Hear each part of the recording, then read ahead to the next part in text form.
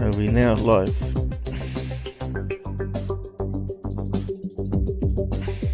Yes, we are. Welcome to the Out There channel, live stream 239, I think. We got Robert and Charles with us on the new Twitch live streaming. Hopefully it's working. We got 0 viewers for some reason. I don't know why. Maybe the stats haven't updated. And we got who down the side there? I can see someone. Die Hard or something, is it? Was that Robert? Die Maid? What's your name? What name are you using there, Rob? You should be using Robert so we know who Robert is. It's all confusing because you didn't stick to your names.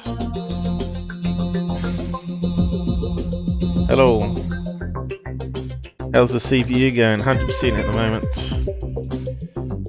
moment. Charles, is that you down the side now? Yeah, it's in our chat.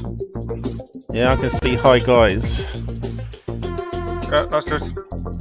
It didn't start until you started off the show. Yeah, see? I couldn't see nothing. Yeah, but you just type into it. No, it won't show you anything, Charles, until you type into it. You have to actually type hello into it, and then you get connected. Yeah, but I couldn't. Yeah, but I couldn't find the place to find. Don't worry. Hello, good to be back on that stage, I think. Good to be back. Hey, no going on because we're live streaming, okay? I just can't handle it. Okay, no hardcore swearing on the side, guys. No trolling, no self-promotions, no promoting fraud channels, especially ones that are out to target out their channel to silence us. Hopefully you can now see us on the desktop. And say hello, guys. Hi, guys. Hello. Hello, guys. So unfortunately we haven't got the schedule thing that we normally have, and unless people join Twitch they won't get the notifications when we go live now. Unfortunately I don't know if you can schedule stuff on Twitch or not. I don't know if it's well, I looked into it earlier and it does look like you can. It does look like you can schedule things. Yeah, I don't understand how it all works though. I've got enough to do with these guys. Yeah, so we got 0 watching, it says, so I don't understand that on my screen. The CPU's peaking though, and you can see that with my talking head. So what are we doing today? I suppose I better see if we can type up a welcome message then. Going to be a bit rough today. It's all new. We don't know what's going to go wrong. I did post a how-to in the community tab of YouTube, how to get to the show, and Susan, but she wasn't talking to me, so I don't know. I can only do what I can do. Let's see if I can type a welcome message up.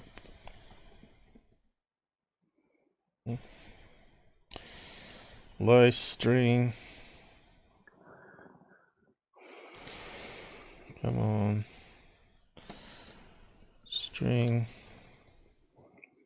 329, and it's Sunday with Robert.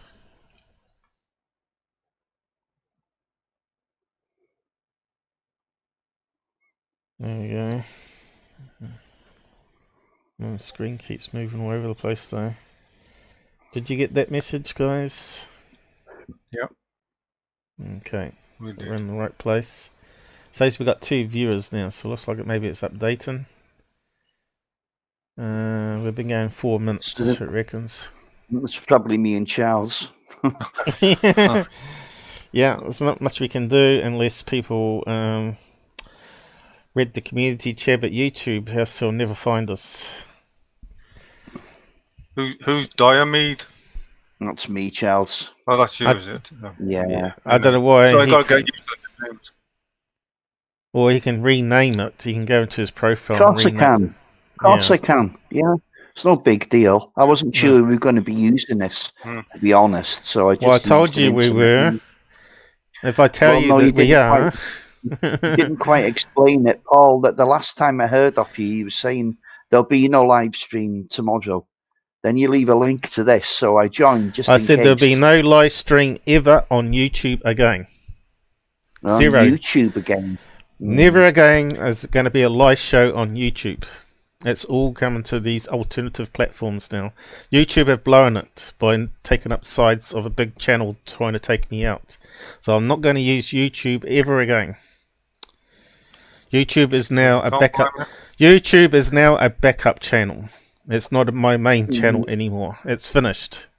They blew it, far as I'm concerned. With their nastiness and lack of cooperation, you saw the lack of help we got when we attacked those people attacking us, calling us pedo. They calling us a pedo network, which we're not. They're trying to bring us down. They said they're trying to bring us down, even though what we do here is fair use. We add to what's already out there. We talk in between readouts and all that sort of stuff, right? We break it down. We transform it into what we want to do.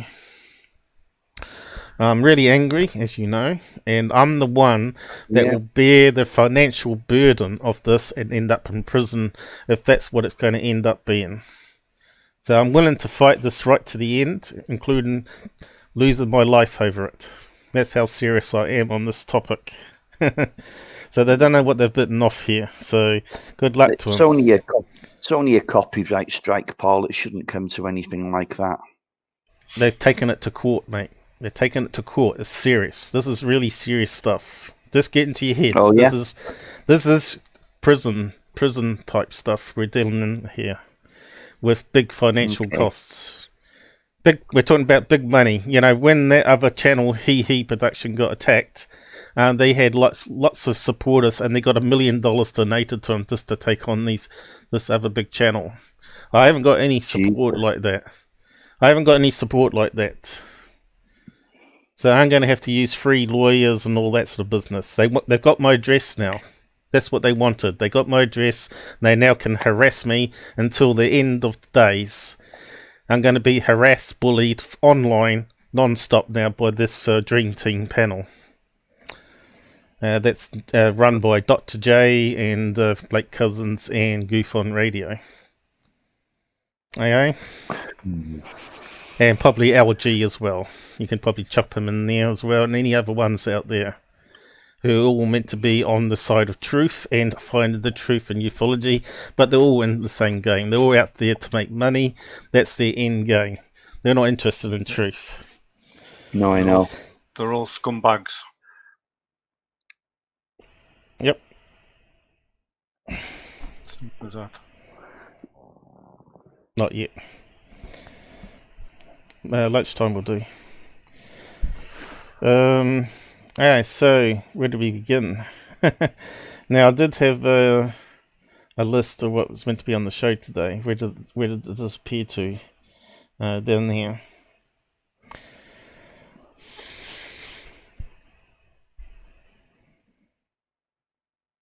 And you can see how slow it's got. I think I clicked on it. Where's it disappeared to?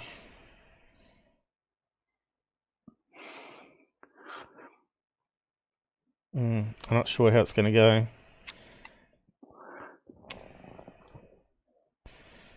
I think we're down to that slow motion business that we had to start with. Right, earlier,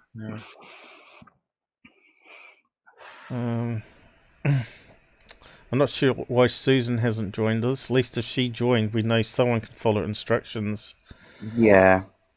We need someone else that's not on the show today to come and join us. Mm-hmm.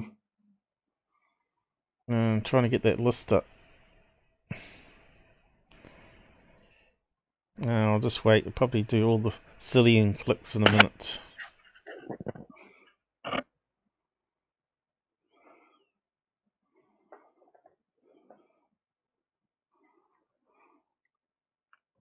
Here we go.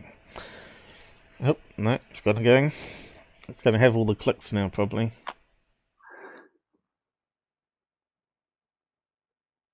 There we go. So how many times did I click it? It's going to go up and down, up and down. Yeah, what's going on here? Who we got on the side there? Oh no, we got just me.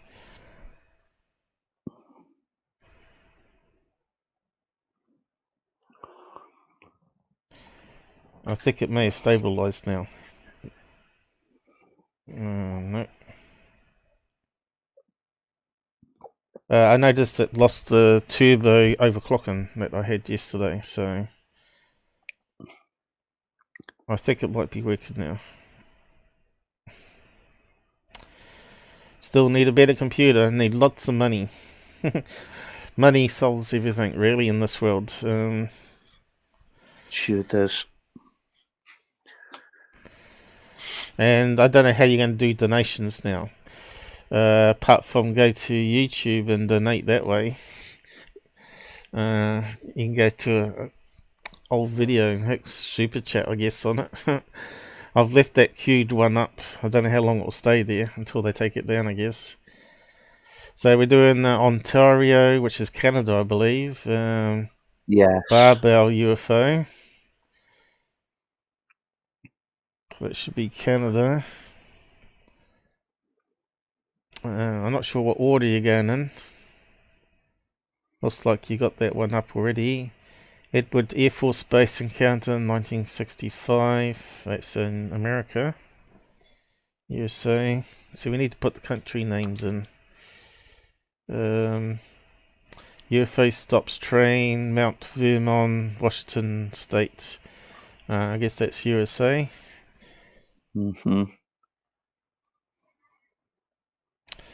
RCMP officer, Blackwood. That sounds like UK. UFO sighting. No. It's Royal Canadian Mountain Police. It's Canada. Yeah. Okay. And the last one, Russia, is it? What's that one? Russian Navy. Who were attacked by accurate aliens. Yeah, it's in Siberia. Siberia. How do we... Siberia? No, IB. It's meant to be an I. The rest of it's okay. It's meant to be an I, but you... There we go. Oh, I go and clicked on the wrong thing. So this is the web file. So we're starting off with this video. Is it not a web page to read it, or? No, it's not. Well, I thought we could run this, but I don't know what the censorship is like on this. But I don't know either. We have used this stuff before without any problems. You probably want us to end up in jail, I know, but for copyright infringement, you know. Infected.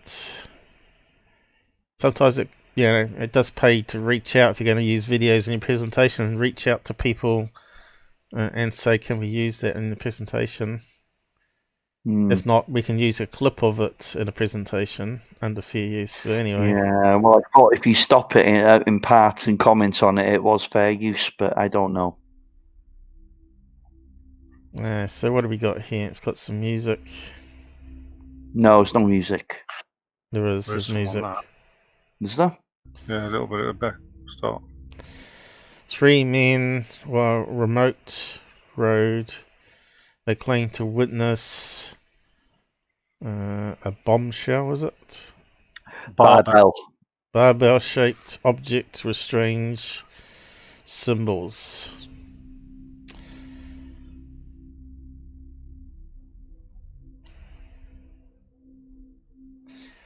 Witness number 1: an engineer and has contracts with Department of Defense. So the primary witness on this, when I first heard about the case, the first thing His background was verified by investigators Robert Powell and Phil Leach. Then off MUFON, Powell is now a founder and executive board member of the Scientific Coalition for UAP Studies. So that's the Two the Stars, is it? No, it's got nothing to do with them. They're a completely separate body. They've only been going a few years. Right. They've got a base of, well, people with a scientific background. I think all of them have, to be honest. It's a breath of fresh air in the UFO field, really. Let's see how they get along. It's kind of an alternative to MUFON, more science-based than MUFON. I did was verify. So, yeah, it's useful to have some good competition. Right, let me just... yeah, everything's going slow here. Started off bad, but it got better.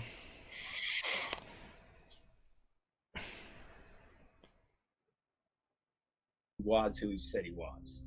I don't think it's loud enough, is it? Had contracts with the No. DoD, that he had the technical background that he indicated, and Let me see if I can fix that.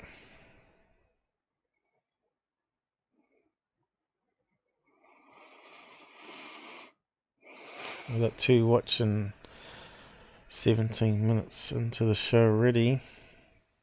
No, it said me and Robert. I think I clicked on it. Here we go. It's back to that There we slow go. motion business. I reckon it's Windows. It does something in background, right? 240, about right? Let's see. Some videos are Here we different. go.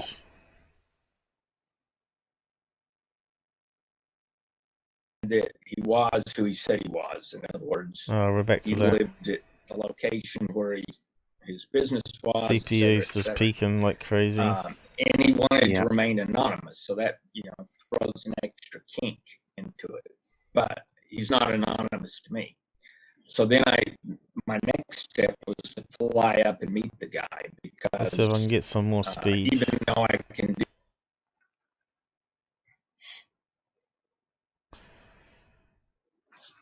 Come on.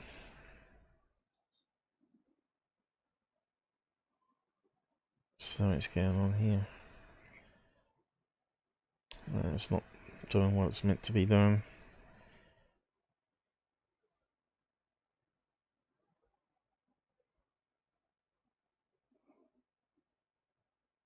Hang on. Someone's beeping on Discord. You guys will have to answer that because I got it disabled here. checks on him. That's A better, check isn't is it? never as good as meeting There we with go. someone and really double checking. So once I met him, I verified his the company that he owns and runs. I verified that he has employees there. They're engineers.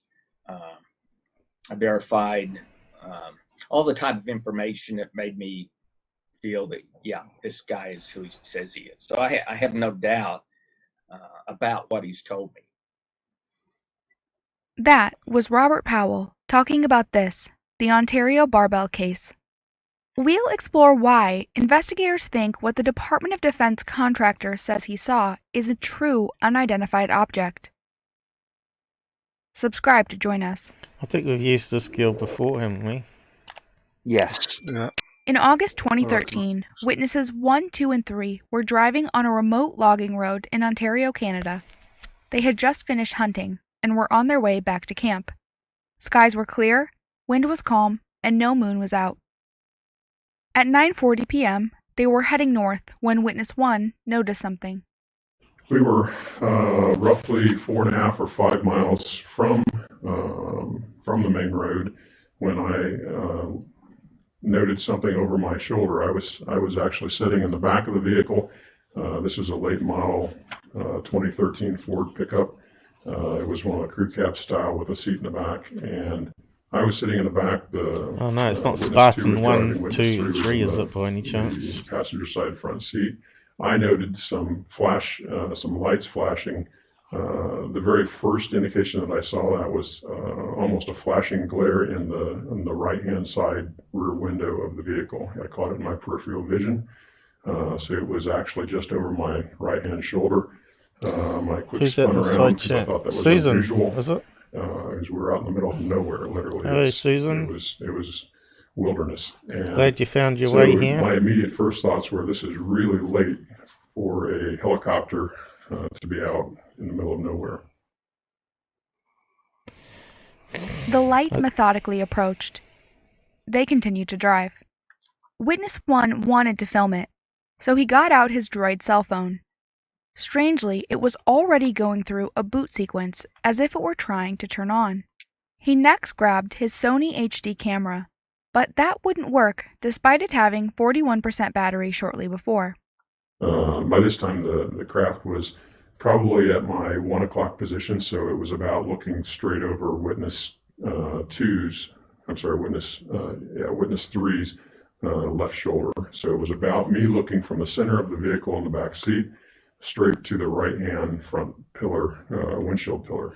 And the vehicle was at a low enough altitude that we could actually see it through you could see it through the windshield. You did not have to be crouched down or anything. It was relatively low.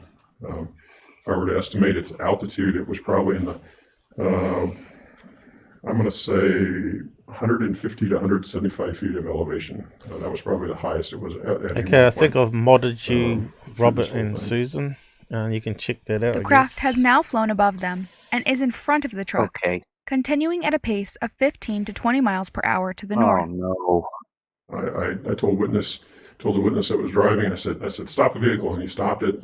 He shut it off, and we sat there and observed the thing. And I immediately was going for I said, there's no way that this vehicle can turn off my rifle sight. So I had a brand new Nikon 3x9 by 50 rifle scope. So I grabbed my rifle and rifle scope, attached to it out of my pack.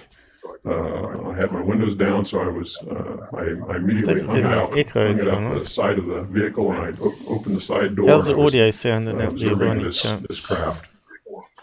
And it sounds a bit off. The very first thing that was intense. I can hear an echo just somewhere. How bright this thing was. It was spectacular. He's got the speakers on there. No. You still there, Susan? How's the audio sounding? Is it echoing your end? Having been involved with optical systems in the past, I mean, we're talking about a vehicle that this thing looked like a stadium lighting kind of scenario. It was brilliant in the amount of light that it was creating. It's not echoing. The lights that it emitted were not. They were not incoherent light. It was coherent light. It was salty to my eyes. It was just. So your name's called Die Mode, is it? Or what is it called? Amy. Yeah, and now I've lost the chat. It was not a focused laser. It was a defocused. Yeah, you lose it if you close the window. It never doesn't bring it back to his. The object is described as shaped like a dog bone or barbell with. No one sees past a chat for some reason, unless you with the shirt to start with. So if you close the chat window, we found out, and reopened it, it doesn't bring back past comments. So it always looks blank to the person that comes in, right? Okay, I'm with you. And when they say hello, we see it on our one anyway, and we know when they joined. But they don't know we're there until we reply back, because they don't see the past chat going on. I don't know, it's just crazy. It's not the same as YouTube, but it is what it is. No. Discs at the end of a bar. Lights on each disc rotate in the opposite direction, while the whole craft rotates around a central point slowly. The entire object rotates about once per minute. Behind it, always opposite to the direction of travel, is an emission tail. By this time,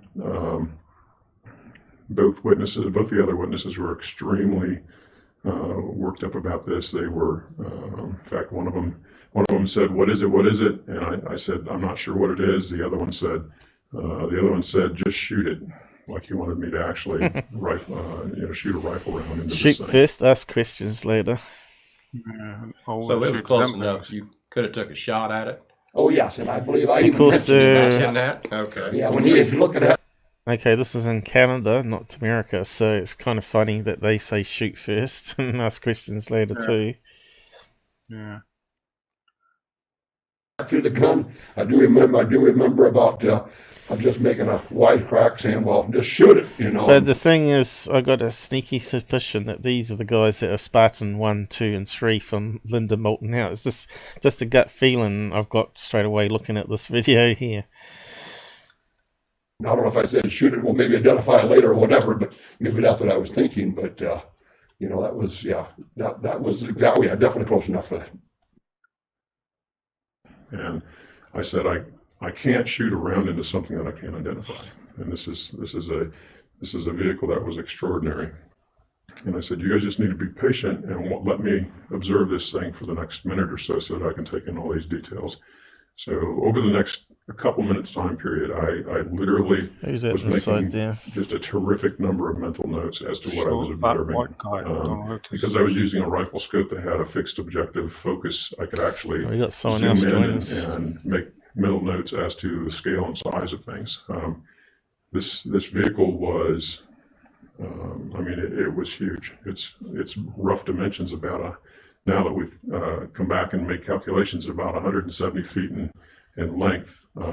It's not so too bad so far for a second test run. On the outer disc sections, and about 20 or 21 feet thick. Brilliant. The other thing, just so you know, that I did, because he sent his 17-page white paper, which Phil and I used when we created our MUFON report. One of the first things I did is, because he provided the type of scope he used, and he provided the distance to the object, because there were trees, and so I felt very What was that guy's name? Can you remember? Confident in his distance and the angular size of the object, right? And then the distance to the object, I was confident in that because he had trees. So this is, just like to make a comment, this is the time when Linda Moulton Howe was bringing out those dragon UFOs, the dragonfly UFOs, where it had like two ends to it with the coils in the middle. So this to me has that feeling of being fabricated. Remember, the dragon UFOs were proven to be models and faked photographs. Linda Moulton House still believes it to the day, but and there was a web page set up that had like 40 experts on that, all gave their opinion, and all of them said it was fake. And you're talking about Maccabee to a whole lot of MUFON guys that did video processing, all concluded that it was a model of some sort. And you know, they talked about the writing underneath it. Talked about she talked about automatic writing or something like that, or automatic software download when you read it or something. So this has the feeling of that case straight away to me. Okay, well, I'll let me just make a point here now. Robert Powell has absolutely nothing to do with Linda Moulton Howe, and it was him that took this case. This case had nothing to do with LMH whatsoever. And they're not describing a model, are they? They're not trying to fake anything. They're just describing a sighting. Now, I'm not sure why this guy would want to fake it, because he still doesn't want to come out, because he has a job contracting for the MOD. Which is hence he's disguising his voice. Robert Powell checked his credentials out and found out that he did work exactly where he said he did. His name's not anonymous to him, but it is to us. So I don't know where you're coming from with Linda Moulton Howe and all that other nonsense. This craft come out the same time as all her stuff with the automatic download and the Dragonfly UFOs, is what I said. But I know you did step away from your camera, so you probably didn't hear what I was saying. Is it gone slow again? I can't seem to control anything on my main window again. Oh dear. It's like Windows is doing something that it shouldn't be in the background. It did that to start with our show, to start with yesterday too. He's in the background, so it's between him and the trees. So I felt confident of his distance. So then the question is, okay, what's the size of the object? So that could be calculated. So I calculated it, and it matched the numbers he provided, right? So his was an estimate just looking at it, and mine was, calculating what the size should have been. So those matched up very well.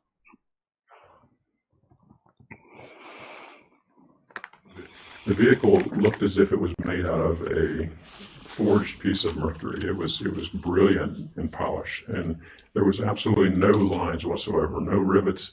I'm a pilot, and I was immediately looking for all of the things you would normally see in an aircraft. I was looking for. I think these interviews come from Newfoundland directly, didn't they, as well? I think it was on Newfoundland channel. Landing gear, or even looking for a place for where's the propulsion system? Possibly.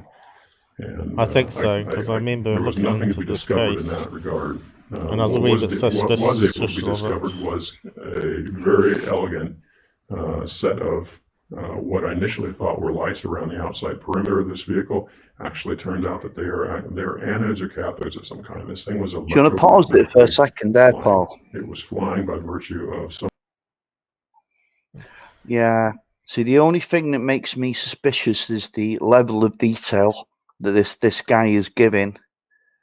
And it would only take some kind of knowledge of electromagnetic waves, pulse, to kind of fabricate the story about the camera not working and blah blah blah. So I don't know. There's two other witnesses. One of them is. I think one of them is actually mentioned. I think he pops up for a few seconds on this. You may have gone past it now. I don't know. That might be the guy you was talking about before, Paul. Ask who it was. I'll just bring up the Dragonfly UFO so you know what I was talking about.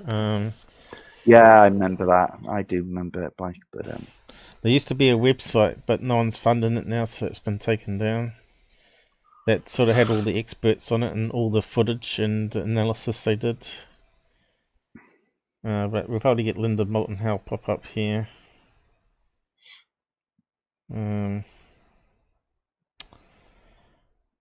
I think it was called dragonufodebunk.com or .org or something like that.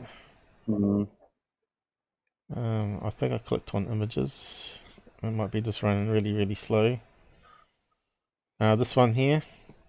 All these photographs taken by this so-called credible person turned out to be fake. Like that one there, they ran it through video analysis and they found the brightness on the model didn't match the background and the foreground trees, and the trees disappeared before the model did, which didn't make sense because it wasn't in the same lighting as it should have been. Yeah. But all this here, with the double loops at the end, this one, especially this one here, looks very similar to what that guy was explaining, right? Oh, I don't know. He was describing it as huge, Paul.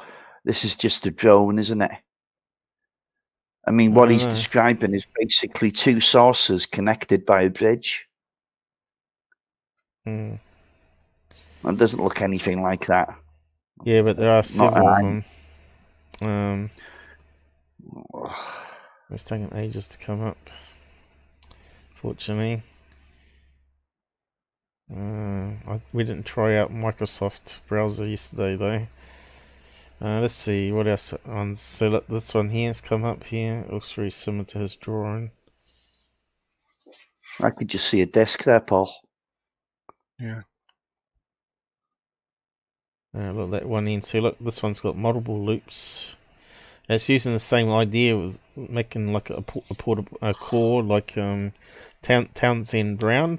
Because at the first you looked at it and think, oh, could that be like Townsend Brown research on Black Ops, where they're using cores at the end? Hold on, that thing's just a little drone, that, Paul. No, this is apparently a model. They've worked it out to be a model, especially this one here with the telephone wires. They thought, oh yeah, they'd be clever and put it near telephone wires, but some guy actually built the whole thing as a model himself and photographed the same light and angles and stuff, and it said it was a lot darker than it should have been, which proved that the image had been fabricated. But anyway, that's what we're talking about anyway, or what I was talking about. Yeah, I still don't see it as any relevance though. Well, that came out at the same time this stuff did, anyway. Yeah, but they're not similar. I don't know. You got two donuts on with a thing in the between. Right, it looks like a dumbbell. No. These are like dumbbells or single dumbbells. It looks like it's like the same type of craft design, right? Yeah, hold on. Just go back to the actual drawing of the illustration of that, Paul. We haven't actually got it here. Remember now, you're on 10:16 there. Yeah, go back to the original, the artist's rendition of it at the beginning. I don't think we can get to it. There it is. There. Yeah. See, so come on, man. That's it. That's nothing like it. Yeah, but when they do when he was talking about the drawing, he was talking about each of the dumbbells being a magnetic field underneath. You probably weren't listening, but it was here. Yeah. Oh God! Hold on, someone at the door, mate. See if I can find the drawing again. It was here somewhere, wasn't it, Charles? Yeah. See, it's meant to be like creating a magnetic field through there on both ends, and the passengers are on the outside of that magnetic field or in the middle here. But it's the same as the dumbbell one, but he's put a shell on it and got rid of the stuff. It came out roughly about the same time as the Dragonfly, I'm pretty sure of it. What year did let's say on that? See, nothing's opening up here on the taskbar. I don't know. We've always had that problem. No, we've always had that problem.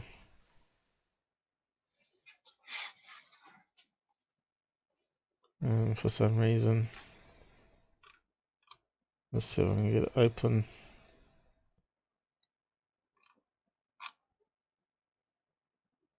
Rob's back now. Yeah, but I can't get the thing open. Okay, sorry about that, guys. In fact, I can't even open that one. I've lost both windows now. As soon as I minimize it, I can't bring them back up. What if Alt Tab gets around it? Brings up every window under the sun. But it looks like it might get around it. I can't see where the text file was. Oh, there it is. Hey, that worked. Even if the mouse doesn't work.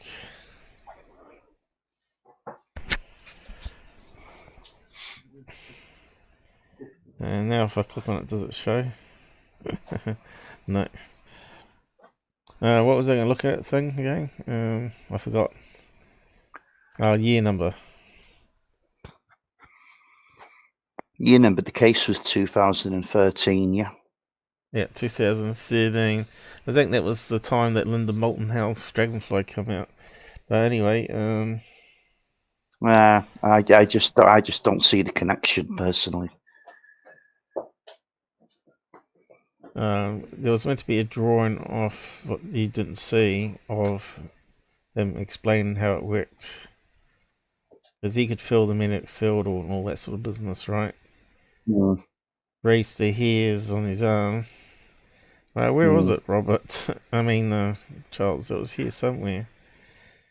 I suppose we're not going to get a thumbnail of it. All the things you would normally see in an aircraft. I was looking for, lines for the fuselage that would indicate a door or indicate landing gear, or even looking for a place for where's the propulsion system on this thing.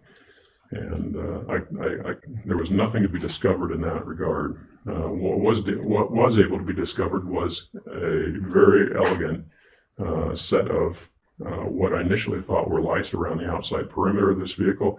Actually turns out that they're anodes or cathodes of some kind. This thing was electromagnetically flying. It was flying by virtue of some kind of a spinning electric field. Spinning in that field, right. The witness believes the lights weren't being used for navigation, but were caused by a reaction from inside the craft, a byproduct. I already knew by virtue of it not making any sound in any nature that it had to be high frequency. It had to be frequency that was greater than 1 megahertz. For 4 more minutes, they stood in front of the truck and watched the object continue north. What they saw next startled them. As they were observing that, one of the other witnesses looked and said, "Hey, there's another vehicle," and he actually spotted another vehicle. It was identical. It looked similar colors, and it was about to our east. It was about 2 or 2.5 miles distance.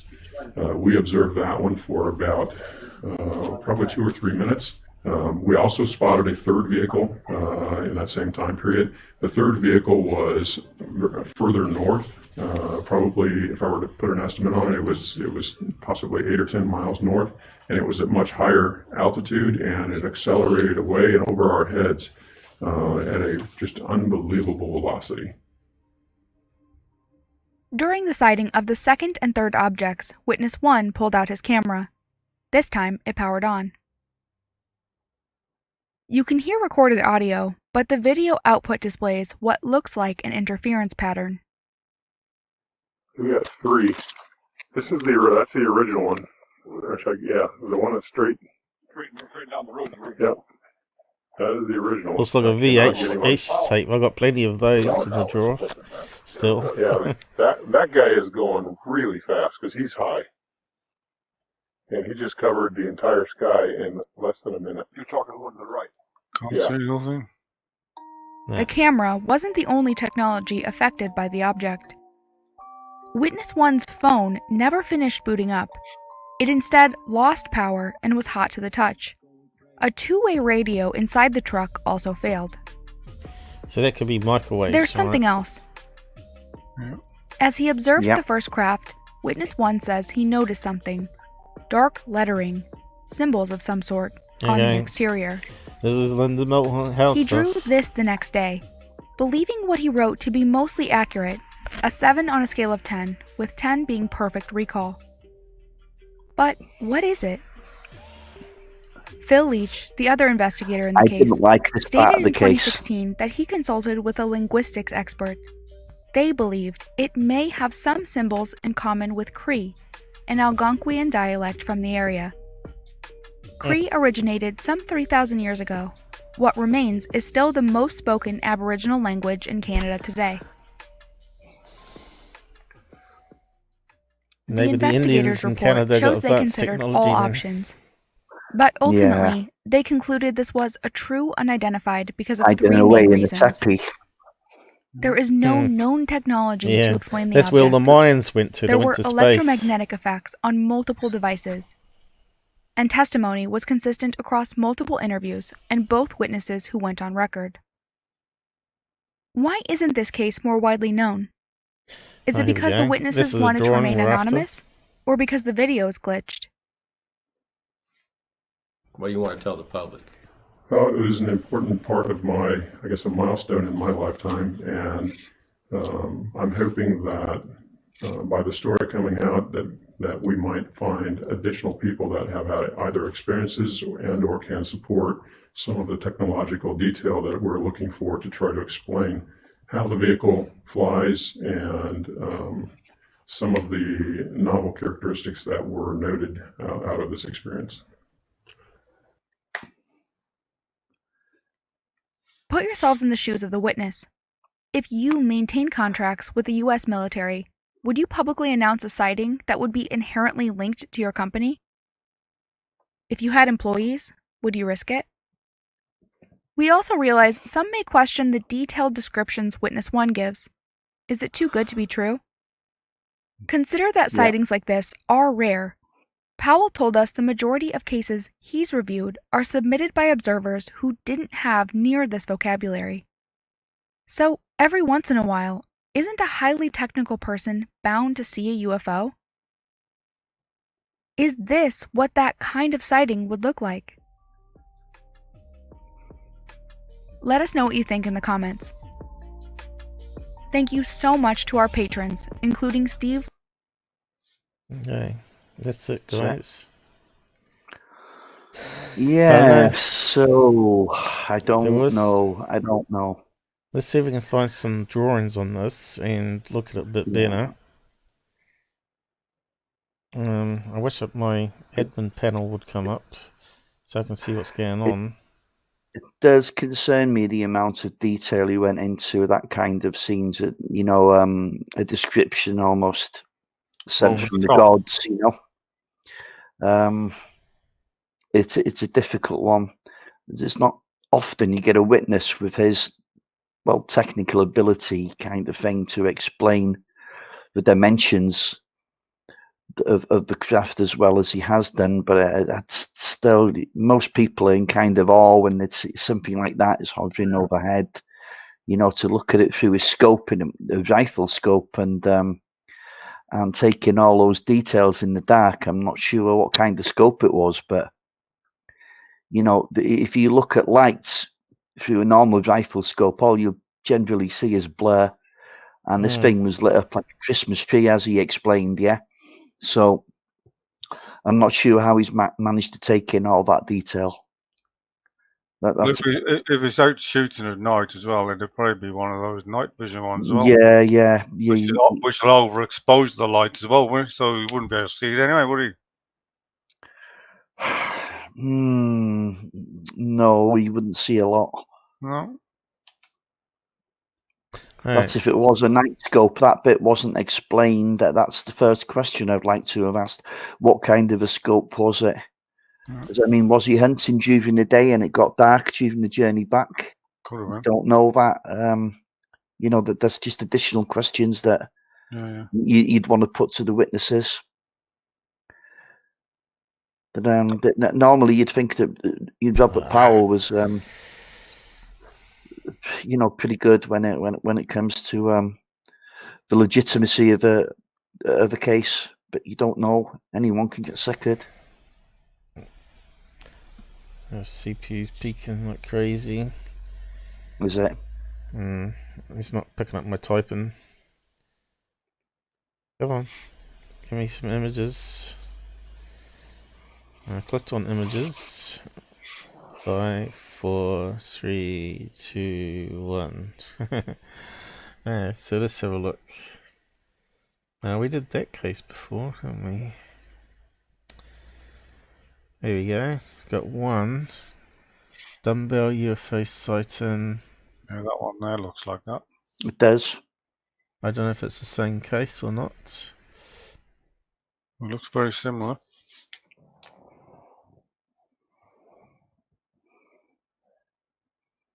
Dumbell, that's the only one that's sort of come up. Oh, here we go. We've got another one. Project 1947. Oh yeah, I kind of recall that one. It looks like a dog's bone. There's a dumbbell. I don't know. Oh yeah, that's been debunked. That's actually her mum behind her on a hill walking away. That one's. I got a video on all that. If you want to go and watch it, it's all been debunked. Soul Man, or whatever it's called. Well, there wasn't too many there. Let's have a look at this one here.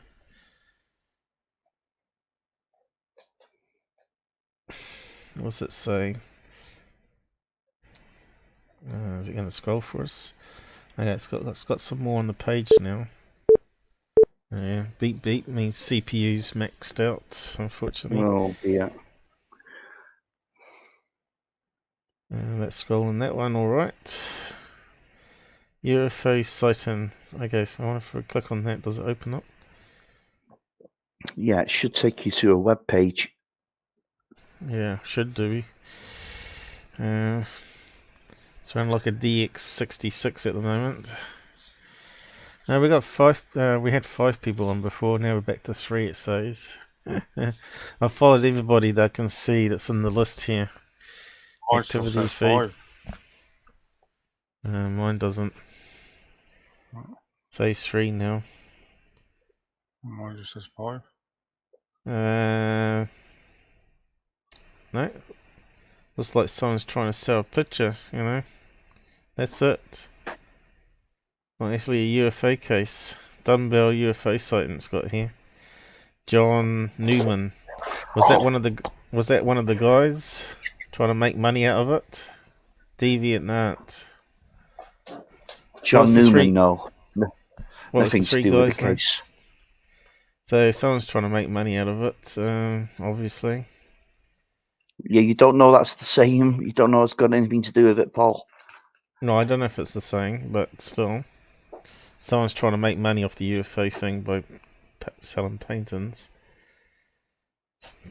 That Martin Willis is doing alright though, isn't he? He sells his for $500 to $1,500 each. Yeah. It's a good side earner for you. Well, for him. What's this one You, here? if you could paint. Project 1947. You reckon it was a dog's bone? No, I'm not saying it was a flying dog's bone. I said it looks like a dog's bone. Dog's toy. Draft. Yeah, with the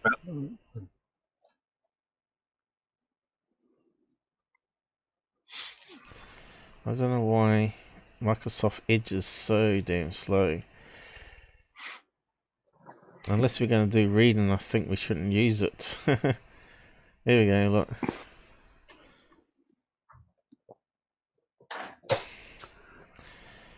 USOs here.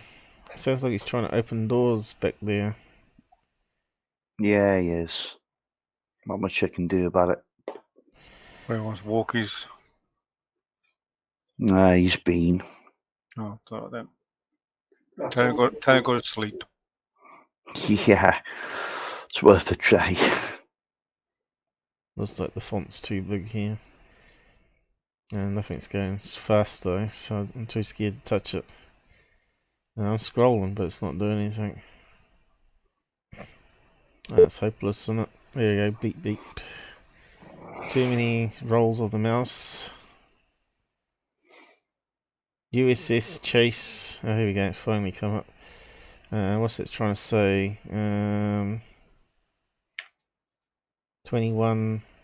9 PM at night, 9:56. I was standing a signal watch in USS Franklin, the Roosevelt, then anchored in Rio de Janeiro, Brazil. The sky was clear, as I recall. The signal bridge was called by the Combat Information Center, asking for visual verification of a air search radar contact. Remember we did radar contacts back in South America there? Oh no, not South America, Florida. Remember they were picking up a lot of these UFOs in the Bermuda Triangle area? Yeah. Coming from Cuba and that sort of stuff. Remember that case, Robert? About the radar hits? Yeah, vaguely, yeah. There was so many during the 50s was just unbelievable for UFO sightings. Oh, this was all the way up to 70s, I think. 78, I think it went up to. Yeah. Okay. Talking about triangles. But you can see how slow that is. Terrible.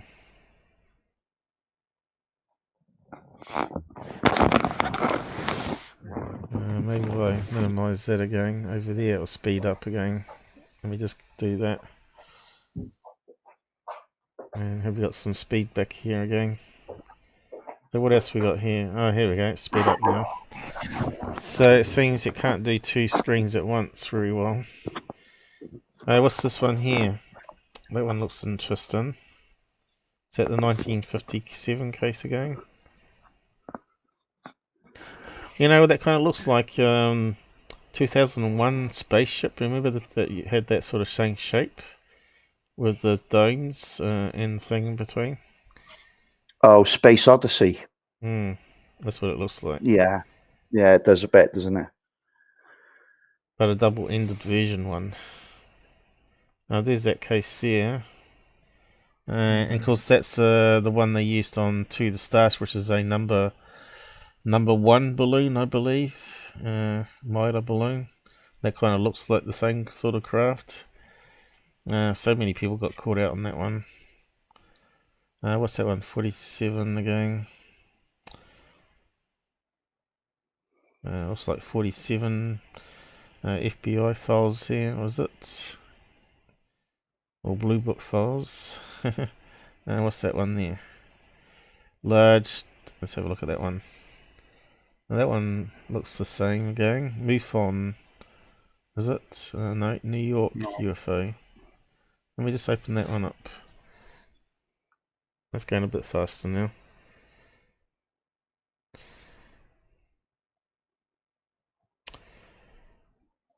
NY UFO News. Never heard of them.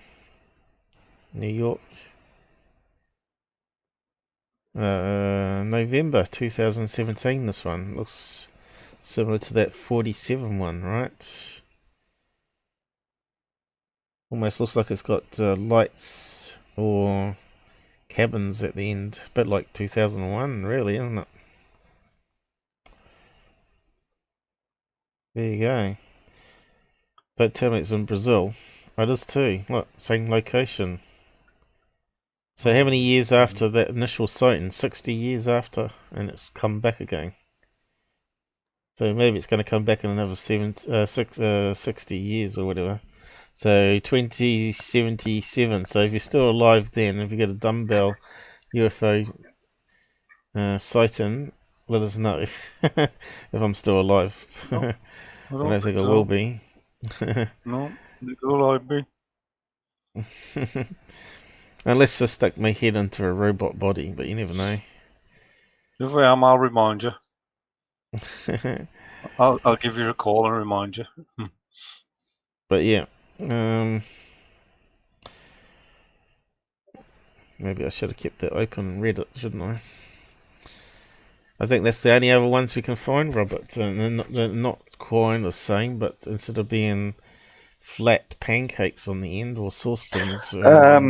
Yeah, to be honest, that type of UFO, that shape is extremely few and far between, and you can only pick out a handful. Well, let's see if it reads. We haven't tried the reader yet, so let's just read out this report anyway. Yeah, sure, read it out if you like. See how it handles it.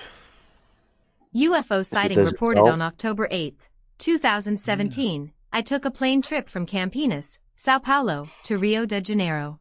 A journey of approximately 55 minutes. The plane took off at approximately 8:25 a.m. Does Susan go to Campinas? When the clock was about 9:02 a.m., I looked at the airplane window and saw a black UFO sighting a little distant. I looked more closely, and I was shocked. The UFO sighting had the shape of dumbbells, was totally black, and seemed to be at least the size of a Boeing. I took my cell phone to film, with a trembling hand.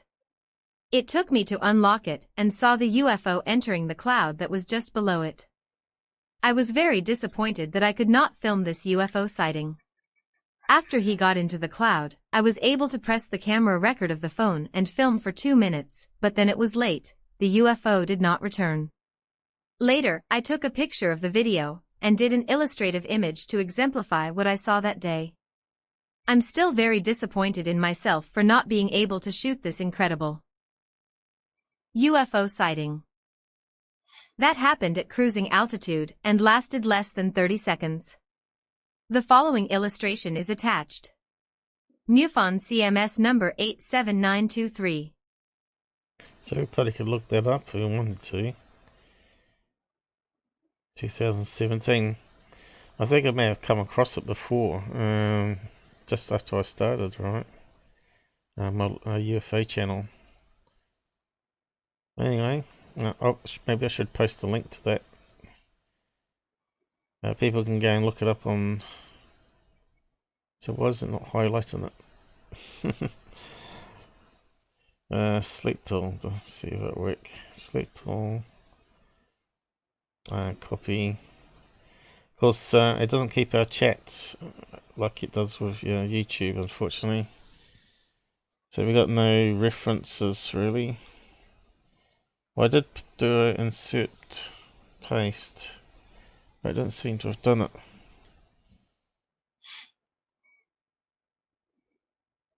Probably suddenly do 100 of them.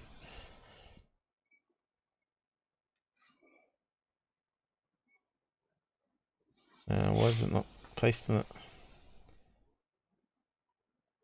Can't type anything.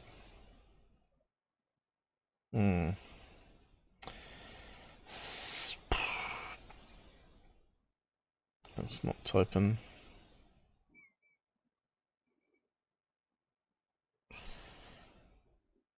That's stupid, isn't it? Yeah, so it seemed to do the magnifier alright.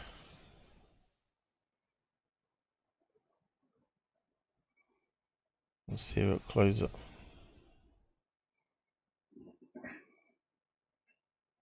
It closed it.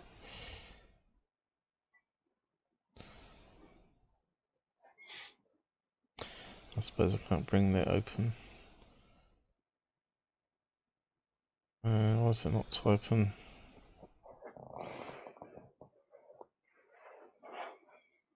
I don't know why my chat's not typing.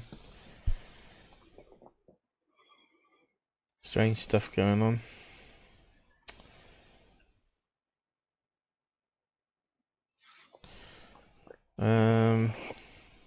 Alright, here we go.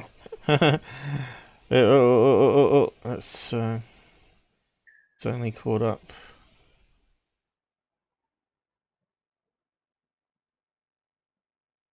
Okay, let's get back down there. What's happened? Okay. And that's gone slow again.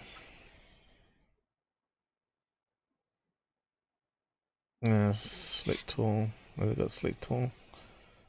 Nope. No select tool. Can I select it? Let's just paste it then. I don't know. Oh, what a mess. 2017 Newfoundland case. Let's see how long it takes to come up. Hey, Plex is with us. Come on.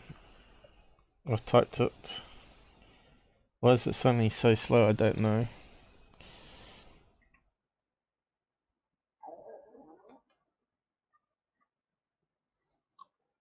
It's like going back to the old days, you know, on Spectrum 48.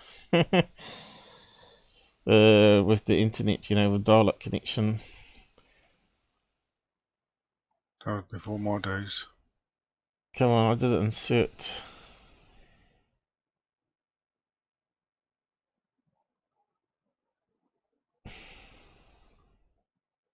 Here we go. Did the paste alright? Oh, there we are. I think it's caught up again. Alright, so what's the next thing, Rob? Let's see if I can get it come up. Are we still on this case? No, we're done with that case now. Can you hear me okay, yeah? Yeah. Okay, good. Cool. So we're on to the Edwards AFB Encounter now, is it? Yeah, okay, you need to leave me. I need to leave you a link, don't I? We go. Oh, that's going to be fun. Yeah, I'll try. Yeah, seems to be fine. There you go. There's the link. Yeah, right. You saw how fine it was for me, though. Yeah. I right-clicked on it to copy. 5, 4, 3, 2, 1. Yeah, it says I got 50% CPU here, so I don't know why. And the right-click hasn't come up. There we go. Copy. It's almost like this chat window is slowing things down, maybe. About 10 seconds, yeah.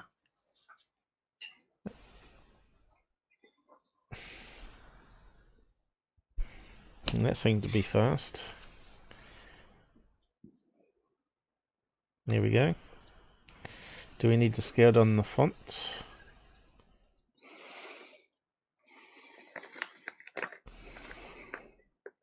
Is it still too big? It's looking alright. What the 1965 UFO sighting at Edwards Air Force Base means 50 years later. Well, only 50 years? What does it mean today? One air traffic controller's weird night become the last cry for the military UFO complex. So it was multiple witnesses, and it was multiple UFOs as well. Let's see if we can select it and read it. Is that what all of it is? What's all that stuff there? Is that all part of it, the same thing, or is that another article underneath? Well, just highlight the main body of text, Paul. That's all you need to do. Ancient humans, so it's the top bit. Yeah. Okay. Well, no, yeah, exactly. If you're not sure, just highlight a bit at a time. Yeah, that's easier said than done when you've got CPU. On October 7th, 1965, reports of a dozen flying objects over the Edwards Air Force Base sent AF-106A fighter jet scrambling in pursuit. Nothing turned up. According to a statement by on-duty pilot Darrell Clark, Edge, and for it's using records more now CPU. hosted by the Nuclear Connection Project, an organization devoted to UFO research, take that as you will. Here's how it went down. I grabbed the binoculars and got a better look. The UFO was about 10 miles northwest of my position at first sighting. It continued south until it was almost due west of me. There it made a 90-degree right turn and started to climb at a 45-degree to 50-degree angle. All I could see was the pulsating, not rotating, light, and what appeared to be a small cloud pushed by a vehicle I could not see. The UFO never leveled off. It just continued to climb. Brave. Aircraft always show movement in relation to the stars, but as this light moved higher it seemed to become stabilized with the stars. In other words, it appeared to move right out into space until it finally passed out of view.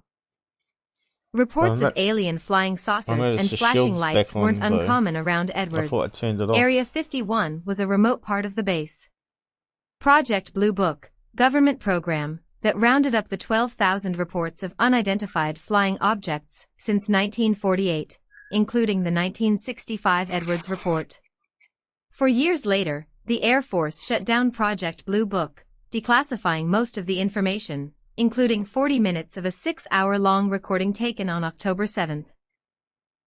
The Edwards Air Force Base incident marked the tail end of the UFO craze, an artifact of Cold War paranoia and crappy early radar systems. Project Blue Book, for its part, concluded that there has been no evidence indicating that sightings categorized as unidentified are extraterrestrial vehicles. The event remains resonant because the witnesses were extremely credible. It is not in doubt that they saw something, though it remains unclear what exactly that something was. The fact of the report's existence, and the existence of myriad similar reports, does, however, confirm that there was a massive government conspiracy to cover up, well, something. People weren't exactly sure just what, or the people quoted in documents weren't anyway. Just because the truth was out there didn't mean it was filed away beneath some 4-star general's desk. It was an anxious era, and word of the incident and Edwards didn't make it any less so. What sounded serious then, now reads like fan fic. Maybe that shouldn't be surprising. History quiets most of our fears while creating new ones. Let me see if I can fix this shield business. Let's see what happens. Might speed it up, like you said. Might be too late. Where's my admin screen? Now you can talk about that case while I do some admin work here, Robert. So don't worry about what I'm doing. Yeah, I'm not sure. I mean, it's a famous case. There's actually, I think, 12 hours of declassified audio on this case. I've tried listening to it. It's difficult. Really need somebody quite technical to make it more concise and take all the most relevant pieces out and kind of clean the audio up a little bit. Because what you do find on YouTube is just a little bit difficult. You need an awful lot of patience. I've tried listening to it with headphones. That's a lot better. Maybe if you had a different speaker system. I don't know, but it's scratchy. The audio is scratchy. It's 1965. Yeah, I could fix that up, but unfortunately I've got blank windows here. And there's not much I can do even to turn off that shield. Okay, I'm sure you could fix it up, Paul, but it's going to be a lot of work to maybe condense 12 hours into 1 hour, then clean that 1 hour up. I mean, condense the best bits into 1 hour, and then you're going to have missing bits, and it's going to be a little bit incoherent. Yeah. So, yeah, it's hard work. But I mean, there's one impression it does give. There's a real incident going on, and then they're not happy about it because this is a major Air Force base. I mean, Edwards Air Force Base back then in 1965 was extremely high security. And it wasn't just one light in the sky. There was 12 objects anyway in close proximity. Yeah, so it's a really good case with really high caliber witnesses. Took them a long time to declassify those tapes. I think Blue Book had them. Yeah, Blue Book had the tapes, and I don't know when it was that they actually released them. Now I can't remember the precise date of when they were released. But yeah, for sure, it's a cracking incident, and it's really hard to deny. Were they all flying in formation now, aren't they? Or were they all separate? Listening to the audio is quite difficult to make out what the hell's going on because they're talking to each other, and there's lots of confusion. And for them to scramble the jets like that. But they just don't do that unless there's a serious issue going on. So other than that, most of the witnesses are going to be dead now. If you were 20 years old in 1965, but that's always the way, though, isn't it? They always tend to release things when people have died, don't they? Well, yeah, this is it. And those people they were all military personnel. They had their pensions. They didn't want to lose their military pension by blabbing off about UFOs. Yeah. That's the whole trouble. Yeah. Now in 2020, when things are a little bit more open, they're a lot more open than they have been in the past. You're still fighting that battle with the Undertaker to find, witnesses that were actually there. Yeah. And they can tell us the story in their words. There's probably very few of them now, anyway, isn't there? Very few of them, of course. Just going to clear my throat here. Excuse me. I got a problem here, Houston. I got blank windows popping up. Oh no! Oh dear, what's happened now? Hang on, let me just close down some things and reopen them again.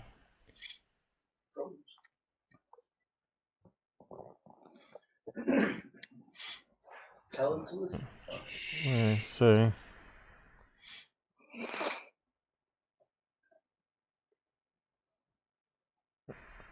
what I have to do in task on it.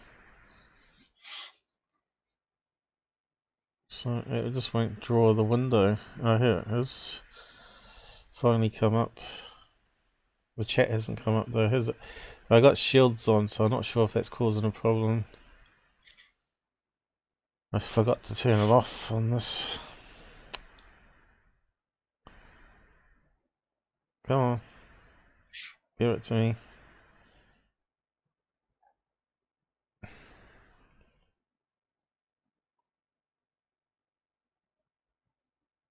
I'm clicking on it, and it's not coming up.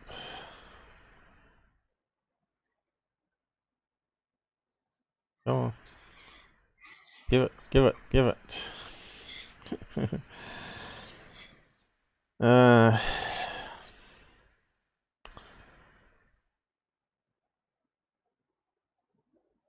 You can talk books yourself while I'm trying to figure this out, I suppose. Come on. I'm gonna give it to me. Dirtbag. It's like the chat is looking it up there. Something strange is going on.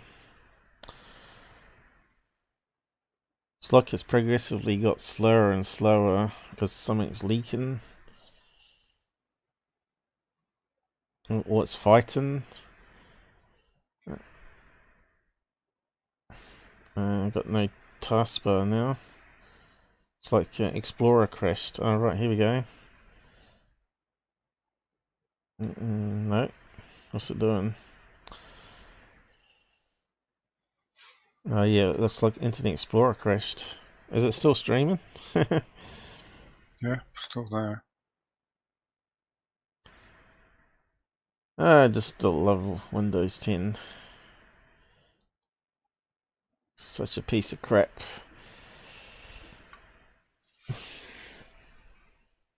I think the beta version was faster, wasn't it? So then they added all the spyware in. Is Windows 7 no good to you?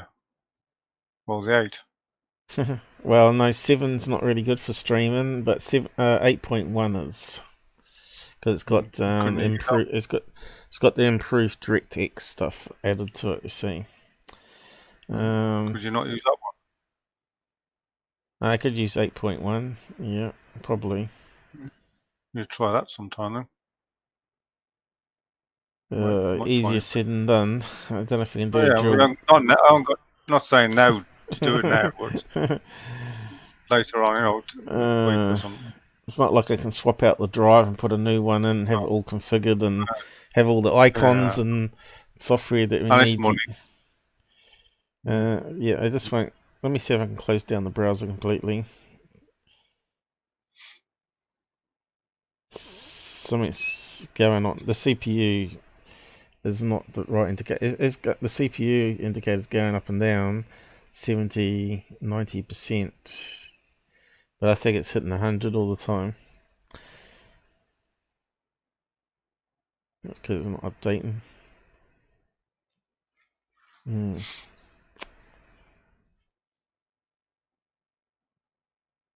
I think it's still drawing the taskbar or something.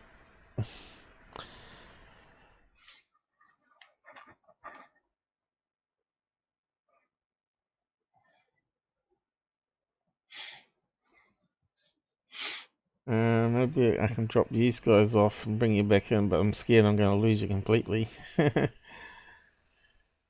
Alright, something might be speeding up now. No. Is that scrolling? Yeah, beep beep, 100%. Beep beep beep beep, 100% CPU, that tells me.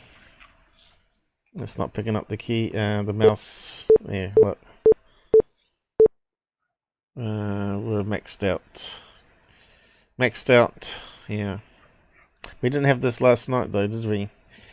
So something else that's going on in the background. Obviously something's kicked off. It's always something that sabotages us, though, isn't it? Like I said to you last night, it's almost like someone tries to remote connect to us and then suddenly all the CPU's gone. Could it be like a backdoor that's Microsoft left in that someone's found and can still get access to us? Hacked into you. Yep, and it's all invisible because it's all part of the operating system. You know, that's the Israeli guys. They found all those backdoors, right? They're really good hackers and coders over there. It's like they practice it all the time. Yeah, I'm pushing the thing to close it all down, but it's just not working. You could perhaps do one of them guys to have a look at it, see if anybody is. Because they'd soon find it, wouldn't they? I'm just going to drop you off here, and I'll just bring it back up, hopefully. Give us a minute. Once we get it reset, maybe.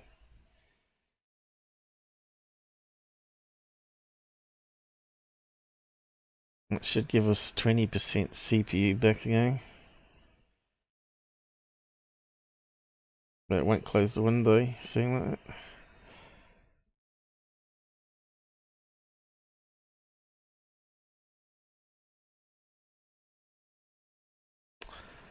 And the main screen here is locked up completely.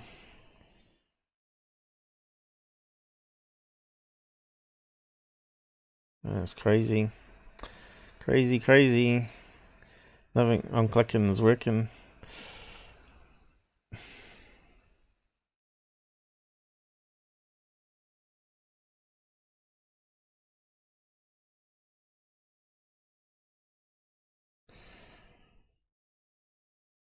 Close. No. I got the icons down here. The desktop's basically crashed on us. I've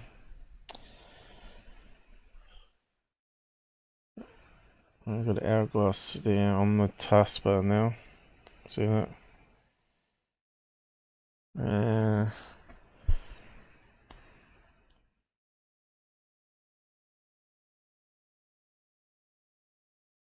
It'll suddenly release and then it'll be back to normal.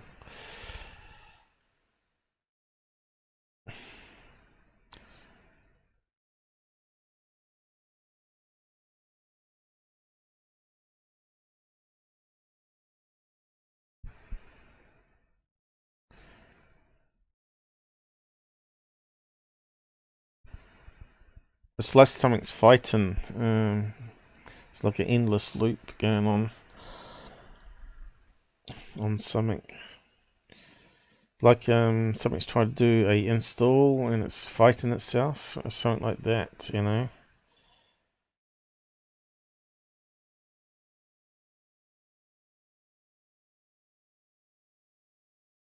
I think it's slowly drawing taskbar back. It's definitely maxed out 100% CPU here.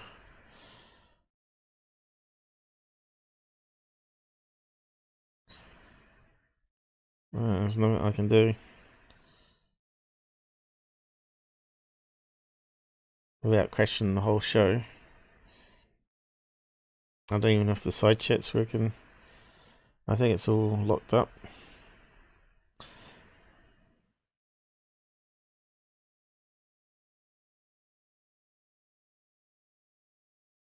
I'm not sure what it's doing.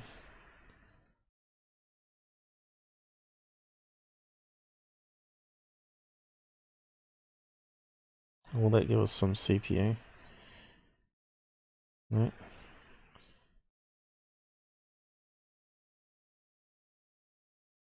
Can't do anything. Can't even bring up the taskbar. Or task manager for that.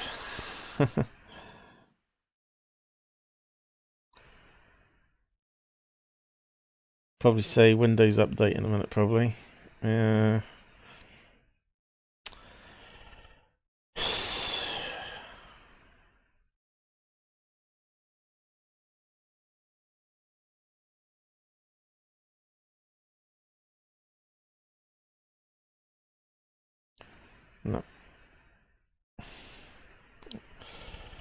Come on, please.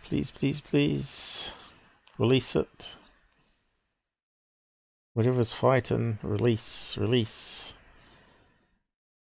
Men in Black. Release it for us, come on.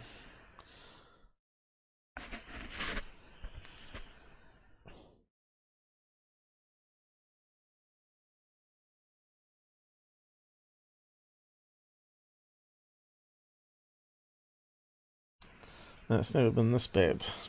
It was good last night. Tonight's like shit.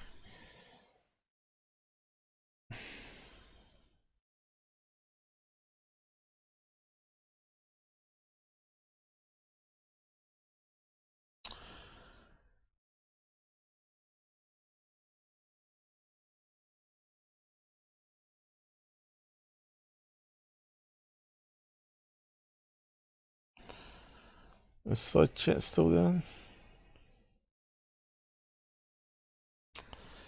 Damn it.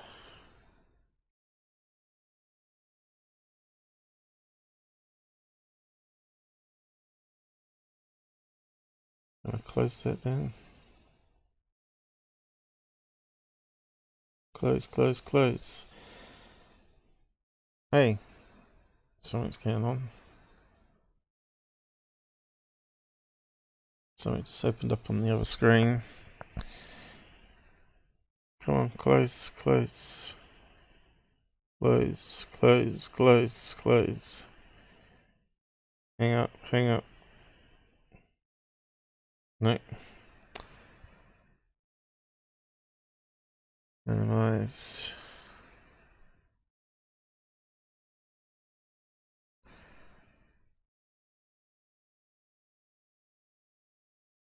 Alright, is it doing something? Saw something pop up. Here we go, here we go, here we go. Hey, it's catching up slowly. It's because the Internet Explorer crashed, so now it's taking up all the I/O blocks. But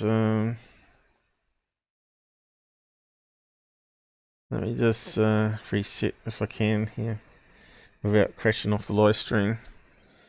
It'll come right in a minute. Just be patient.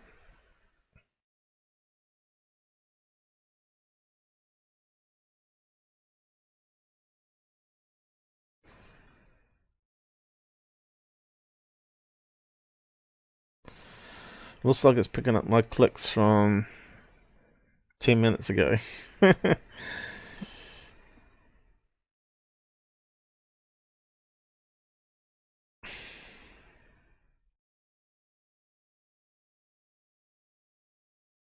Can we get Task Manager up now? That might help us. What's 100% near system? What's that telling us? Well, everything sort of looks normal there. That's normal.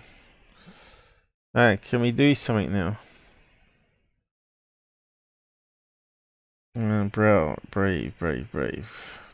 That's all normal now, though.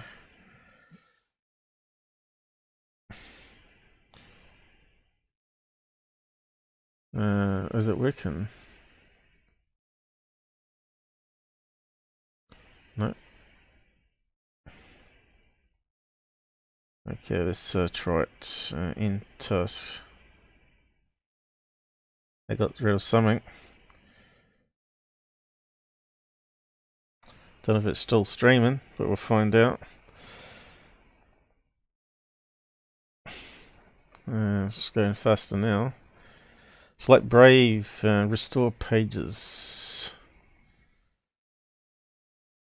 It's like Brave was fighting something. Got the shields off. That's the string going. Chat. I'll just pause that. Chat. Pop out. I've lost all the history now. What's it doing down there? So we got anyone there? That seems to be going. It's all back to normal now. That seems better. Maybe it was the shields. We'll find out.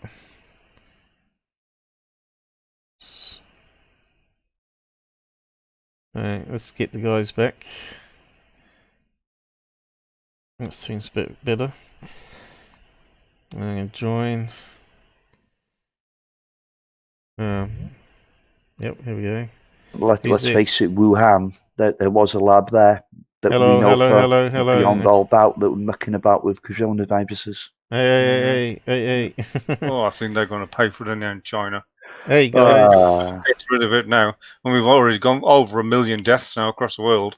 Shush. The last time I looked, it was 1.2 million. Don't talk about that subject, global. please. Yeah. It's ridiculous, isn't it?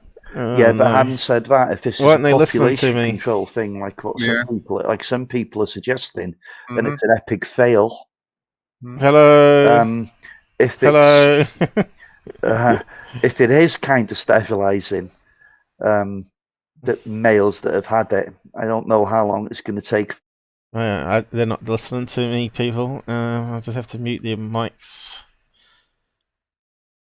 Are you guys back with us? I don't know if I can get their attention.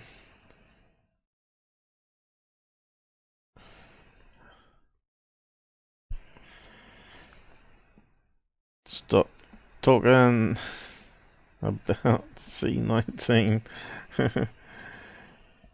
Are these guys back with us or not? I think he's trying to drag us back in. Anyway, I need to pop to the toilet, child, so I'll catch you. Why can't they hear me? Hang on. Is my mic gone? No? You guys can hear me, can't you? What the hell's going on, people?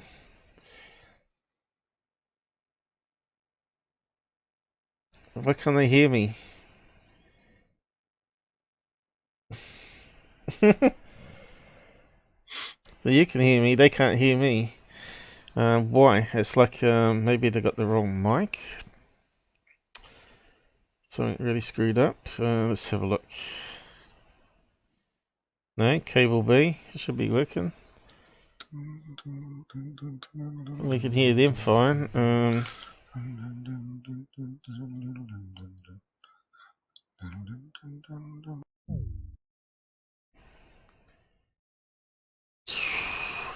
It doesn't make any sense whatsoever.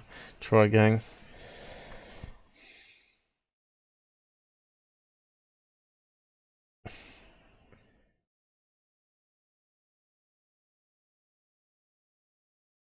Are you there?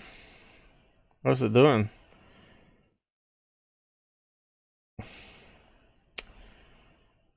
Are you there? Are you there? Hello? Oh, well. Can you hear me? Just popped to the toilet. You couldn't hear me last time, and you were talking about the virus, and I didn't really want that on the show. Oh, sorry. Okay, we got you back now. Robert's down at the toilet. Right. That didn't make any sense whatsoever why we couldn't get you. Sorry we were talking about that. So I think the live stream's still going alright. People down the side are chatting. Yeah. Can you hear Paul? Yep. So let's get it back open again and see if it'll go stupid on us again. It's starting to do that Microsoft Edge, I think.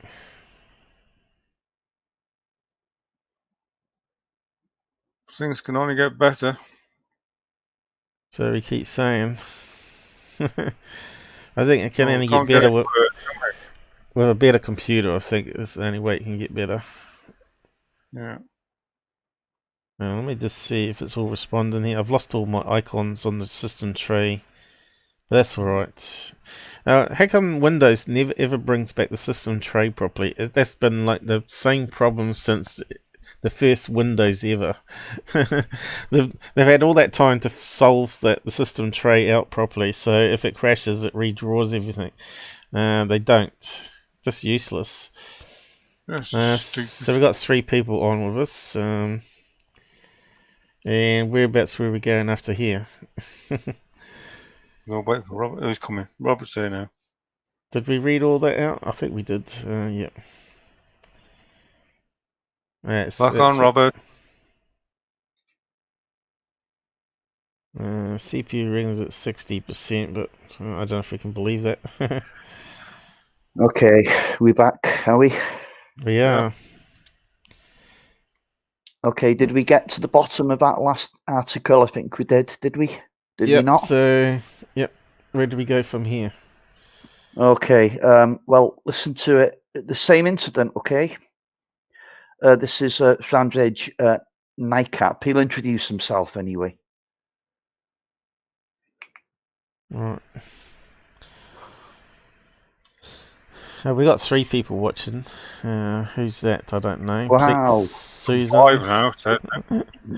So where's all our regulars? I've posted the instructions in community tab on YouTube. All they have to do is follow it and they can be with us. Yeah, well, No, it might take them a little time to catch up with it, Paul. So, let's give it time, yeah. They've always got to check on the community tab now, because that's the only way I can communicate with these people that are not on Discord. All right.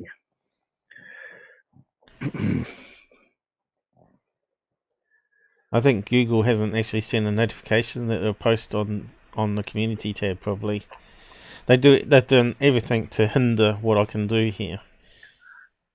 It's Google like haven't posted for weeks. no. Your streams.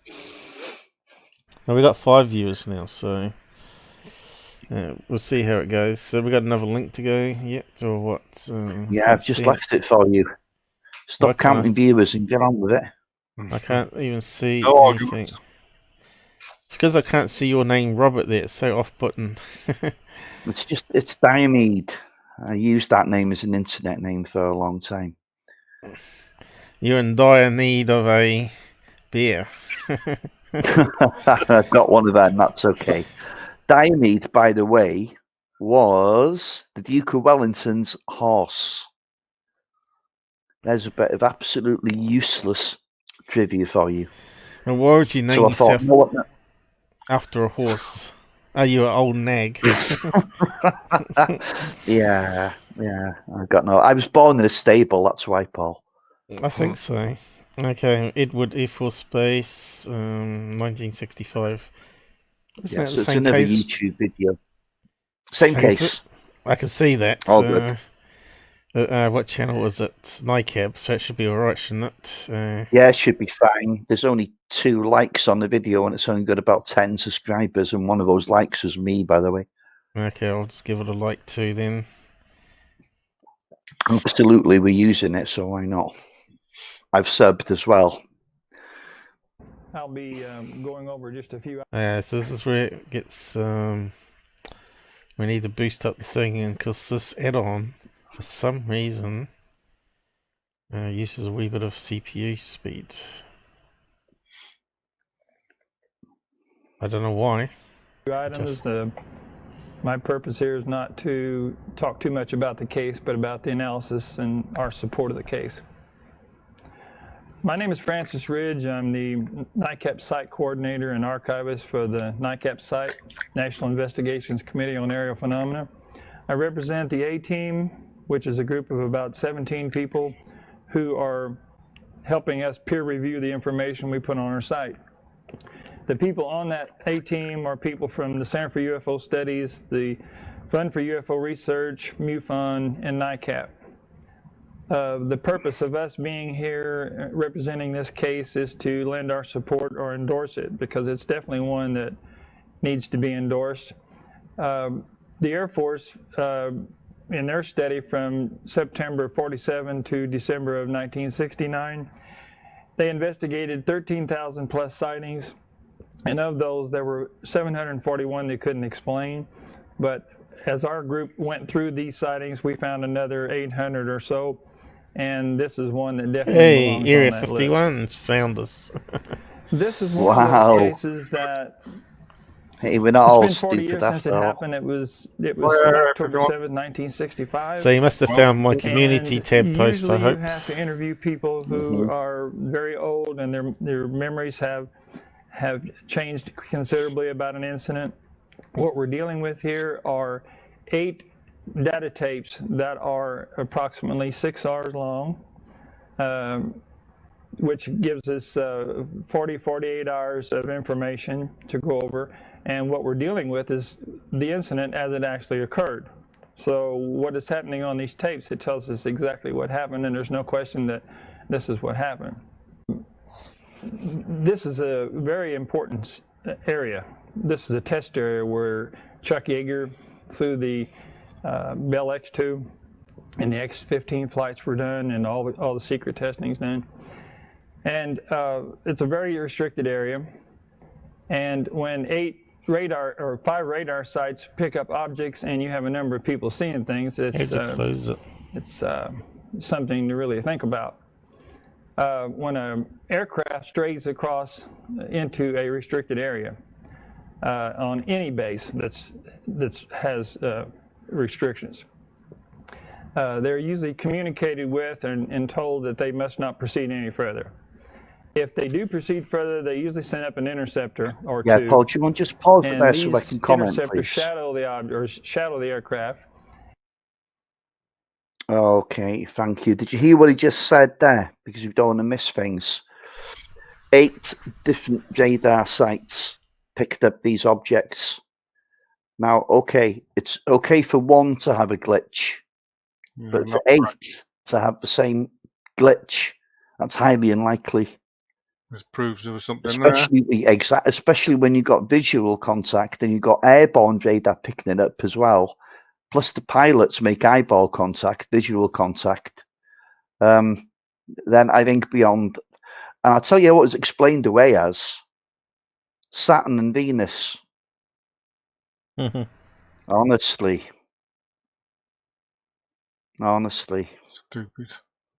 Yeah. How do you follow people on this though? Friend request. Where's follow?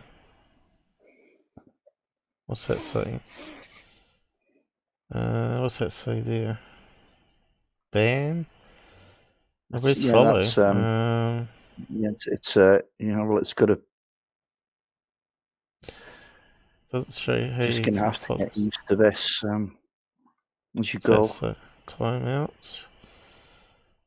No, you can't actually say follow someone. That's Susan seems to have a mods badge. Yeah, I gave her mods and you. Yeah. Yeah, when I tried to confirm that, I lost the page I was on. I had to go all the way back. Mods. But I'll do it later. But how do you get to follow someone on this pop-up thing? Doesn't have the option there, does it? Well, it's not YouTube yet, is it, Paul? It's got teething issues, no doubt. Yeah. It seems to be running all right now. Uh-huh. I've paused the preview window. I think that's sort of adding up some CPU and the shield thing, so maybe that's fixed it. Do you want us to carry on with this video? Yeah, finish it off. You've seen it disappeared off the side there for some reason. I'm not sure what's going on there. Has it moved over or something? Is it? No, I haven't changed anything. It disappeared up here. I can still see me. Oh. Yeah, I can see him. I can't now. Where it gone? Yeah, but you're clipped off the side here because. Paul, you don't need to see my face to make a live stream. That's it. You can do without me. Yeah, there you go. It looks fine. Yeah. Not doing anything though. Look, double arrow. No, it's not dragging it in, is it? No. Like it should be. You'll get used to it. I don't know. It looks like it's got double arrow forever now. Okay. Never mind the tech issues. Try and do it in between cases then. Yeah, but I got no control now. I've lost control. Oh no! Oh no! Until the arrow disappears, I've lost control.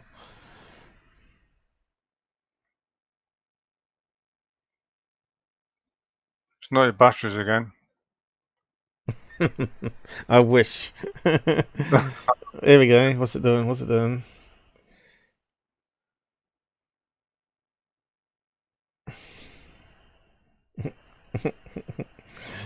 Let's see. I can do Alt key again, maybe. Let's see if that works. Alright, it did something as soon as I did that. There you go. But it won't let me to resize the window.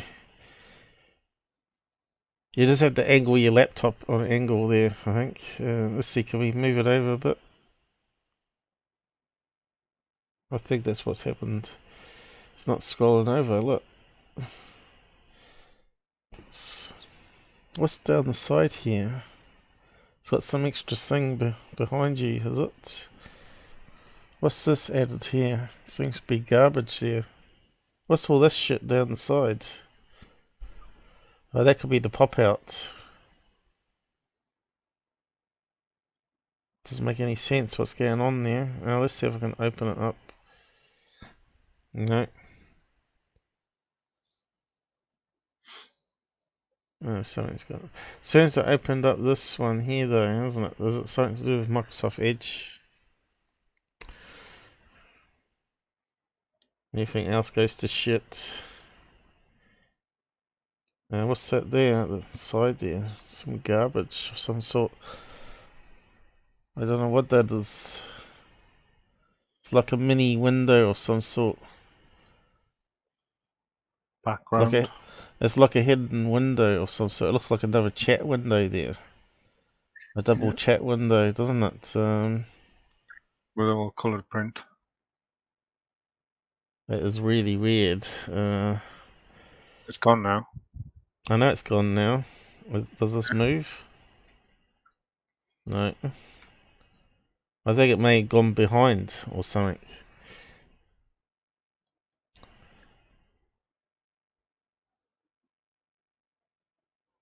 Makes no sense. We've still got no control.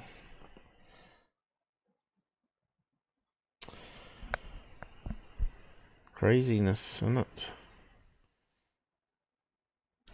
Alt tab maybe.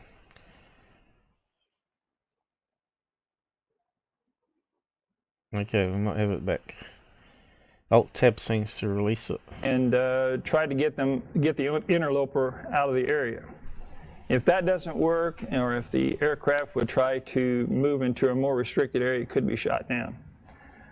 At this particular time, it was October 7th, 1965, there were 12 objects flying over Edwards and the surrounding area. They were picked up from 5 different radar sites, from the Los Angeles Air Defense Sector to Phoenix to Las Vegas to Boron, Edwards, and several other places, in fact. And there's no doubt that these objects were being tracked from low level and as high as 40,000 feet. This incident got serious enough that they had 6 F-106s sitting on alert that were carrying 1.5 kiloton tactical nuclear weapons. And the decision was made 3.5 hours after the incident started to get one into the air to check it out. Now, we also know that there were other planes sent up. We have evidence to indicate that several other planes were sent up from different areas. But the information that we have from these tapes is basically about Alpha Lima, which went up to check this out. They had to either take the nuclear weapon off of this plane, or they got another plane somehow, but it was an F-106. Originally, they were going to send up what they call a deuce, which is a 102, a guard bird, and for some reason they decided not to do that. My impression is that the F-106 was a higher performance aircraft, and it was tied into the SAGE system, and it was much better for what they considered, I think, to be a more serious situation than sending up a guard bird. I have to say that this is an unknown. And if we would use the system that we've got now, your donation has come up on the event list now. And an S5 is a highly strained, I think it was yesterday, was it? And that's all I said. A P5 that wasn't near yesterday, though, was it? I don't remember seeing it. So it came on when you 40 hours of tapes, we know that Google's doing something to me, for sure. And that the try not to talk over the video, guys. Accurately. The official Air Force analysis on this just annoyed was that they were balloons, that they were stars or planets, or that the radar information was based on meteorological targets. I know who you're talking about. Now, reinvestigating the case ourselves, we can't see where they even came up with that, but it's not surprising that they did, because they explained a lot of cases. This is not the first scramble mission, and it's not the first time the Air Force has explained the case. But the evidence indicates that the explanation is totally wrong, and that's why we endorse this case. Yeah, so I didn't probably get much of that. Do we have to play it again? I don't know. Or you want No. Yeah, to sum it up, it's a really good case. It's got everything you want in a UFO case. It's bona fide to hell. The attempted debunks were pathetic. Yeah, I mean, I'm not really sure how multiple radar picks up Venus and Saturn, and what have you. You know, I didn't think they could extend that far. To be honest, I thought their ceiling, well, certainly back in 1965, would have been no more than about 60,000 feet at the most. Yeah, and I mean, for them to scramble, you know, multiple jets to go looking at Venus and Saturn. I tell you what, there must have been a bunch of imbeciles on that airbase. Yeah, so it's one of those cases that's a true unknown. I know this is a tough question, but radars can't track planets anyway, can they? Of course they can't. Well, certainly not then. That's it was a tough question. But you know that actually went down in the Blue Book files as explained. Yeah. Yeah. Well, I've always said they were a dog and pony show anyway. But I think that if you wanted further proof of, you know, my opinions, I think you've just got it with that case, haven't you? Yeah. So on to the next case then. Let's have a look what we got. What was the next case? Now. Seems to be behaving itself now. Hopefully, fingers crossed. No, it's gone again. Quiet. Okay. Oh, that's gone again. You jinxing it. Say nothing. Where did we get to? Edwards Air Force Encounters 1965. UFO stops train. Is that the one we're going on to? Yeah, that's the one. Yeah, this is another electromagnetic case. Yeah. So, electric train. No, not an electric train. It's usually that you get that EM pulse with UFOs that tends to stop engines outright, but I don't know. But I've not heard them stopping a diesel engine. No. But I don't know what type of combustion this particular train was using. But anyway, we'll have a look at the case. Yeah.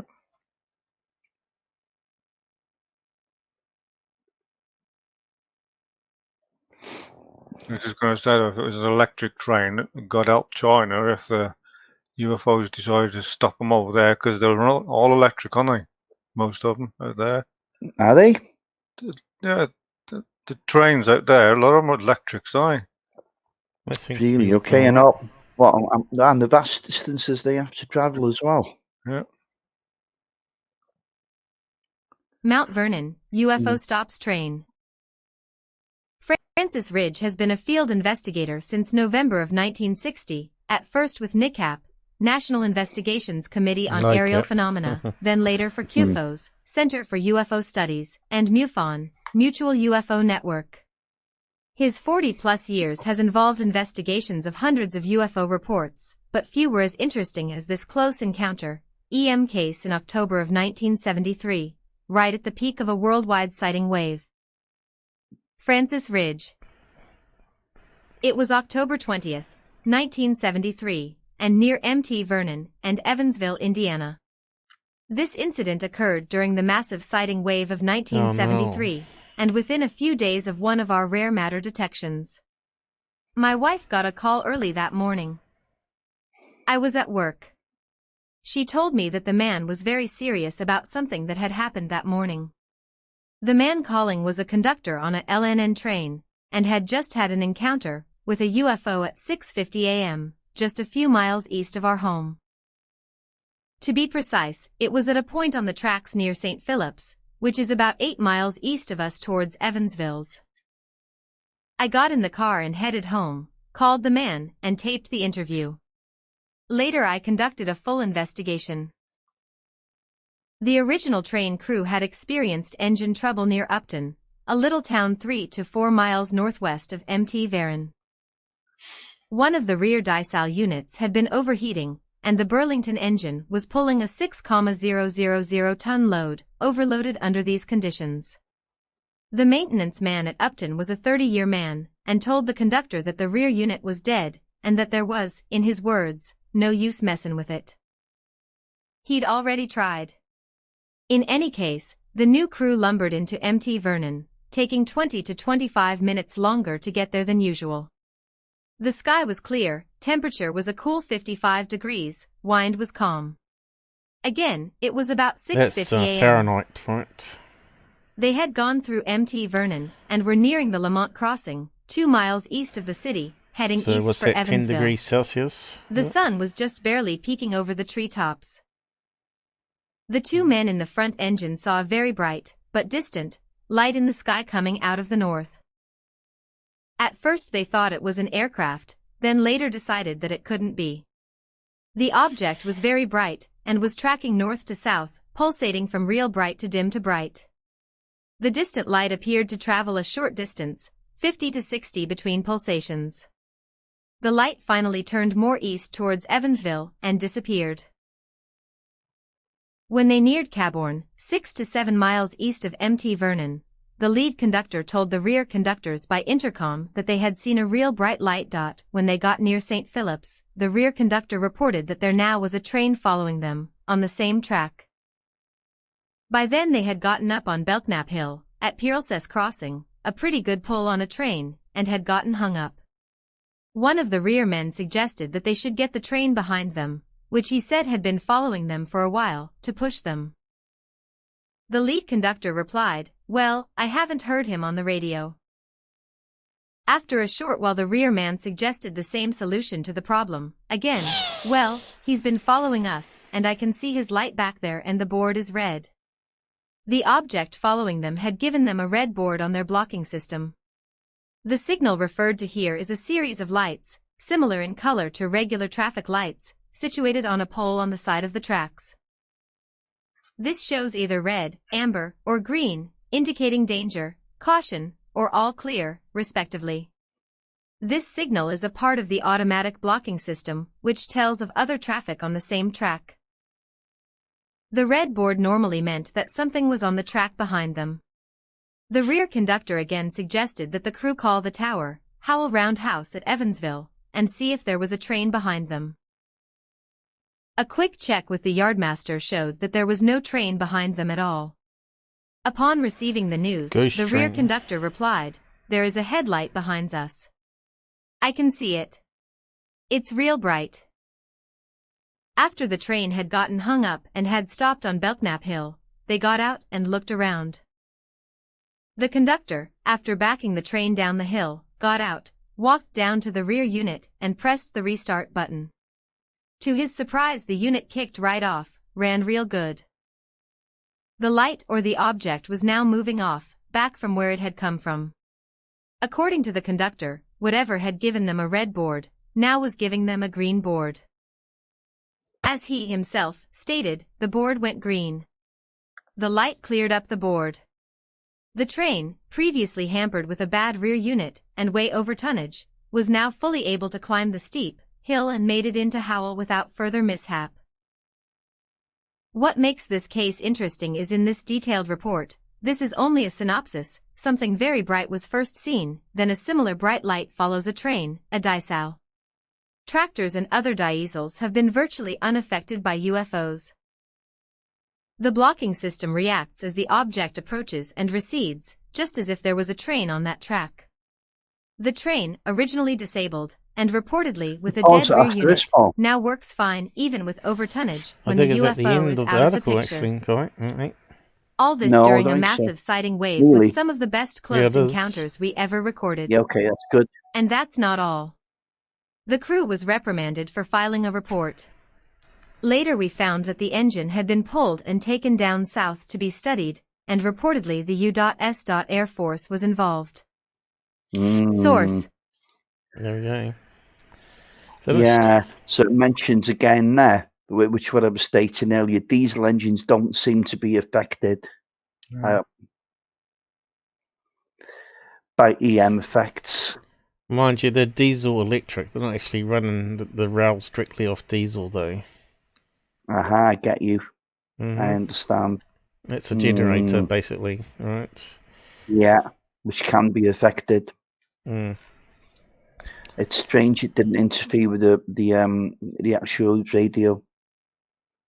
It is. Normally seems a bit close encounters type, doesn't it? It does, doesn't it? When it come up behind him on the truck by the try lines. Yeah. Mm-hmm. It's behind him, and then he just chopped. I mean, his vehicle must have been diesel then, wasn't it? But you got to remember, Stillsberg actually used real UFO cases for his movie. That's why it's so good. That's why it's so good. Exactly. And Spiel's, Close Encounters was 1978, was it? This occurred in 1960. Yeah. Mm. So you can't say this was like a copycat of any sorts from the film. No. And the 1950s films, you know, all those crazy ones like The Day the Earth Stood Still and, oh, God almighty, all the other cheesy ones. They didn't have anything like EM effect in them, did they? No. It was only later when Spielberg's movie came along that they introduced that. Then it was based on real events. Mm-hmm. No question. No. Yep. Looks like we're now sort of stabilised here a wee bit. So where to from here? I've got more on this one, or no? I think there's okay. I did find an interview with one of the people, one of the staff that were on board that day, but I tell you what, I included it, then I took it out, then I included it, then I took it out.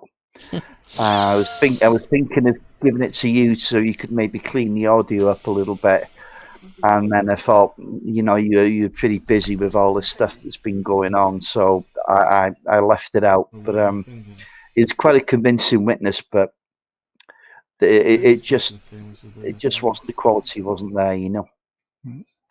Sounds pretty convincing anyway, doesn't it? Yeah, so yeah. Sorry, Mum interrupted me. What do you want to do? Okay. Here's one from Alabama. We're at 2 hours, considering the slowdown that we've had. So it's not too bad, I think. No. Can always keep some of these cases for next week, you know.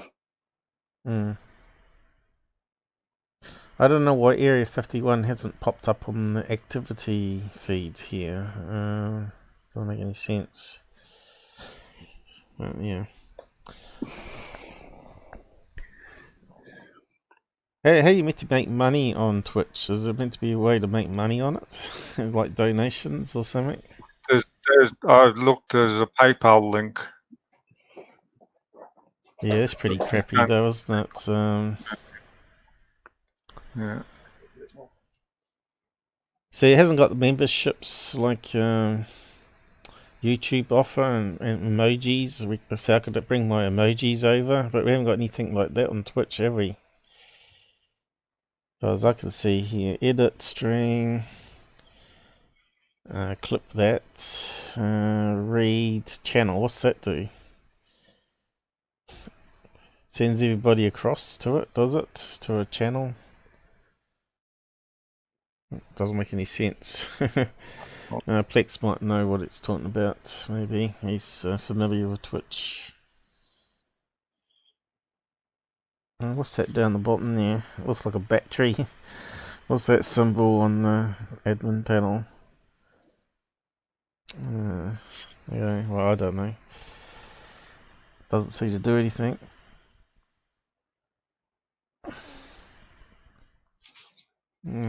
What's going on? We got another link, or what's happening? Let's see if that goes down. So you can see here the CPU, if I can get to it. There's 72 at the moment. Yeah, everything seems to be calm. All of a sudden, touch wood.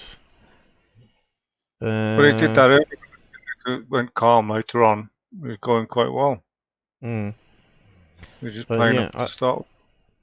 I don't know why I can't follow Area 51. Did you follow me, Area 51? Where's follow on this information here? What's that say?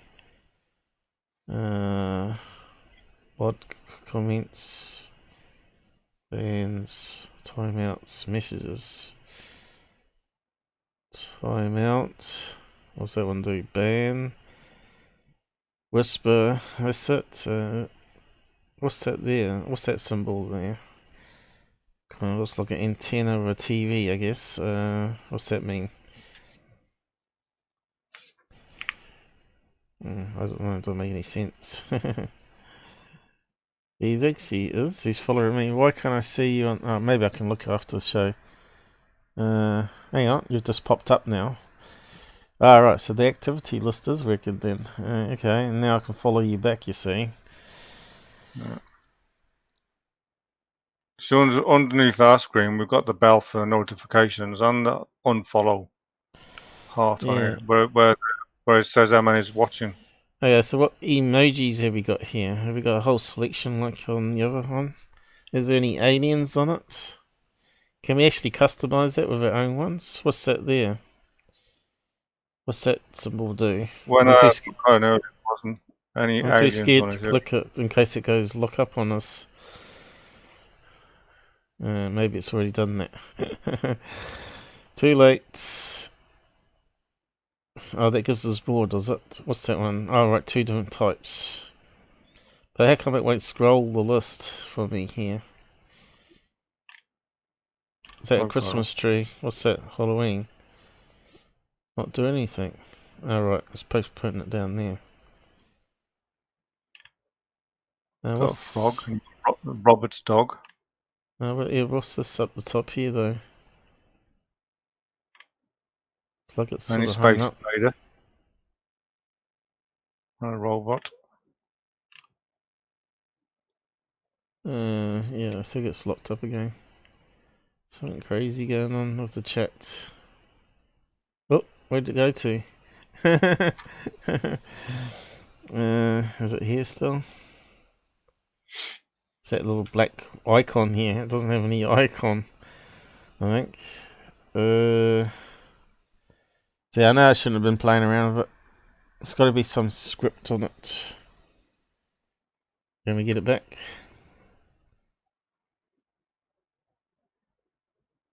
We got a blank window again, is it? Paul's broken it again.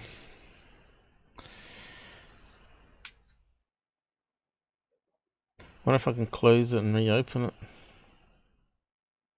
It's almost like the chat has something in it that gradually slows down if you click on something. Close window. There we go. Let's see what it does. Oh, no. Looks like that wasn't the one. Okay, was it that one?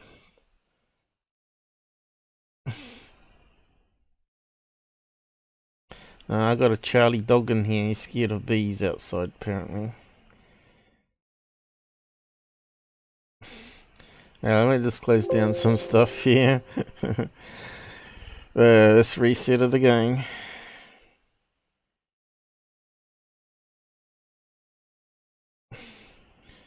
Why can't I resize this stupid thing? Look.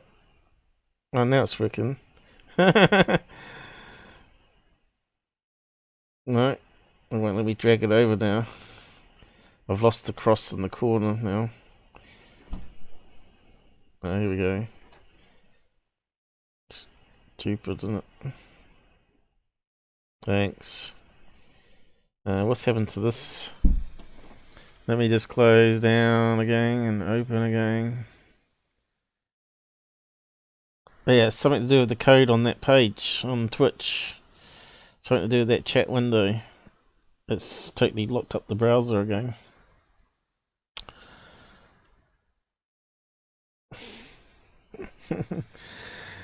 I'm surprised Robert's so calm, actually. He'd be cursing and swearing. Is it still streaming? I'm talking to myself. Let's see. That's why I'm have to end task it like I did last time. And go around in circles again.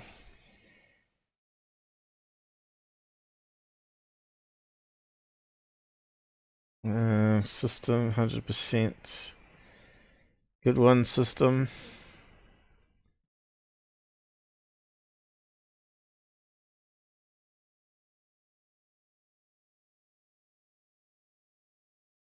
At least we know how to fix it now, I think. I'll get them back on. Maybe I should bring them up first, maybe.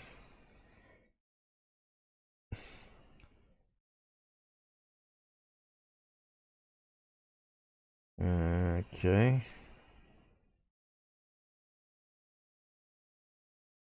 Why is that taking so long?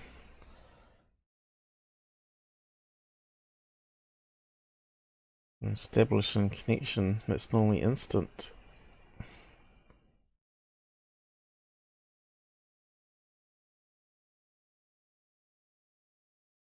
Oh, here we go. Got to be Jitsi playing it then. We got you back. It says entertainment, didn't I? Yeah, he's back now anyway. Yeah. Yeah, I had the end task stuff. I simply just locked up the script on the chat and it just took all the CPU blocks. But... and every time it crashes, I lose all my tabs on Chrome as well.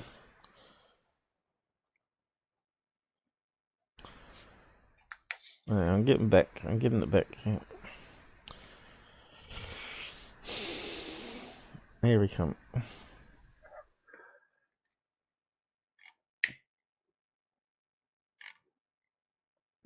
Chat window. Probably lost all the history now though this time.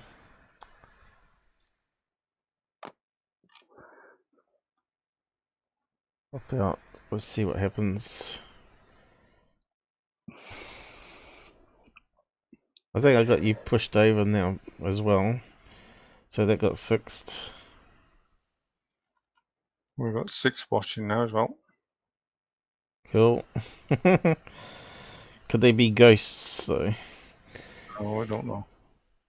Okay, so it's funny how they don't bring down the history of previous what was said. That's kind of weird. You think there's definitely something crazy with that side chat here. So that should be at the end. And start that up again for the reader. It's a shame we have to use Microsoft Edge. I think Microsoft Edge is doing something to the other things. But anyway, where do you want to go to now, Robert? We got to the end of this one. Do you want to explain? I did send you the Alabama case. Do you want me to do it again? You're going to have to because it doesn't keep history on that chat, does it? No, it doesn't. Okay, no problem. I've still got it all, but I haven't been in and out. So there we go. See if it is again.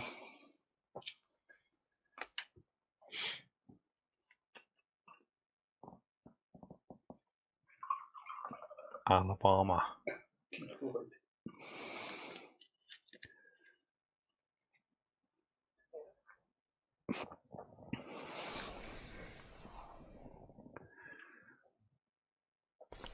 Right, we're back to that one. No, it's not the same one. No, it's like 2001 now, isn't it? Mm-hmm. Space Odyssey. So let's see if we can read it out. Do we read it out all or what? Editor's note, report. No, just go to their encounter in Alabama. You don't need to read out all the other stuff.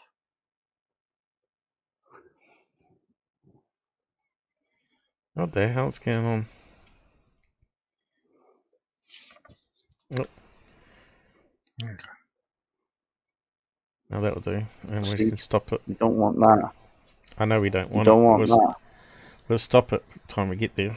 Hopefully. Encounter in Alabama. There we go. The following case is the result of a lead furnished to APRO by Bob Gribble of the Phenomena Research Hotline. The follow-up investigation was completed by field investigator Ed O. Brown. The name of the witness and some identifying names of the exact location have been changed to protect the principal, as requested. Mrs. Pat Norris, 28 years old, lived with her husband, Carl, and 3 children in a suburb of Mobile, Alabama. On the evening of February 3, 1983, she had visited a friend in Mobile, and when the friend's husband arrived from work, Mrs. Norris left and headed home on Highway 90. As she turned off the highway, she heard an explosion. At this point, her car began to vibrate, making it difficult for her to steer. She negotiated another turn off the road she was on, brought the car to a halt, opened the car door, and leaned out to ascertain the cause of the problem. Object seen. Mrs. Norris continued driving, and the vibrating stopped. She turned onto another road and saw that the woods ahead were brilliantly Most illuminated. girls like the vibrating. At first she thought that there was a helicopter search in progress because of the lights, and she was very frightened. Yeah, and you watch this, what to talk She again about, stopped Paul. the car, and at this point, she sighted a huge object about half a mile west of her. She later thought that the explosion she had heard earlier was the object coming down over a clay and gravel pit in the vicinity. Illustration of the sighting based off of the original sketches in the APRO bulletin. Click to enlarge. Credit, John McNeil. Do you want to pause it there while you have a look at the The illustration? thing was huge, later estimated to be 7. What do you want to do? Look at that again. Yeah, it's a strange looking thing, isn't it?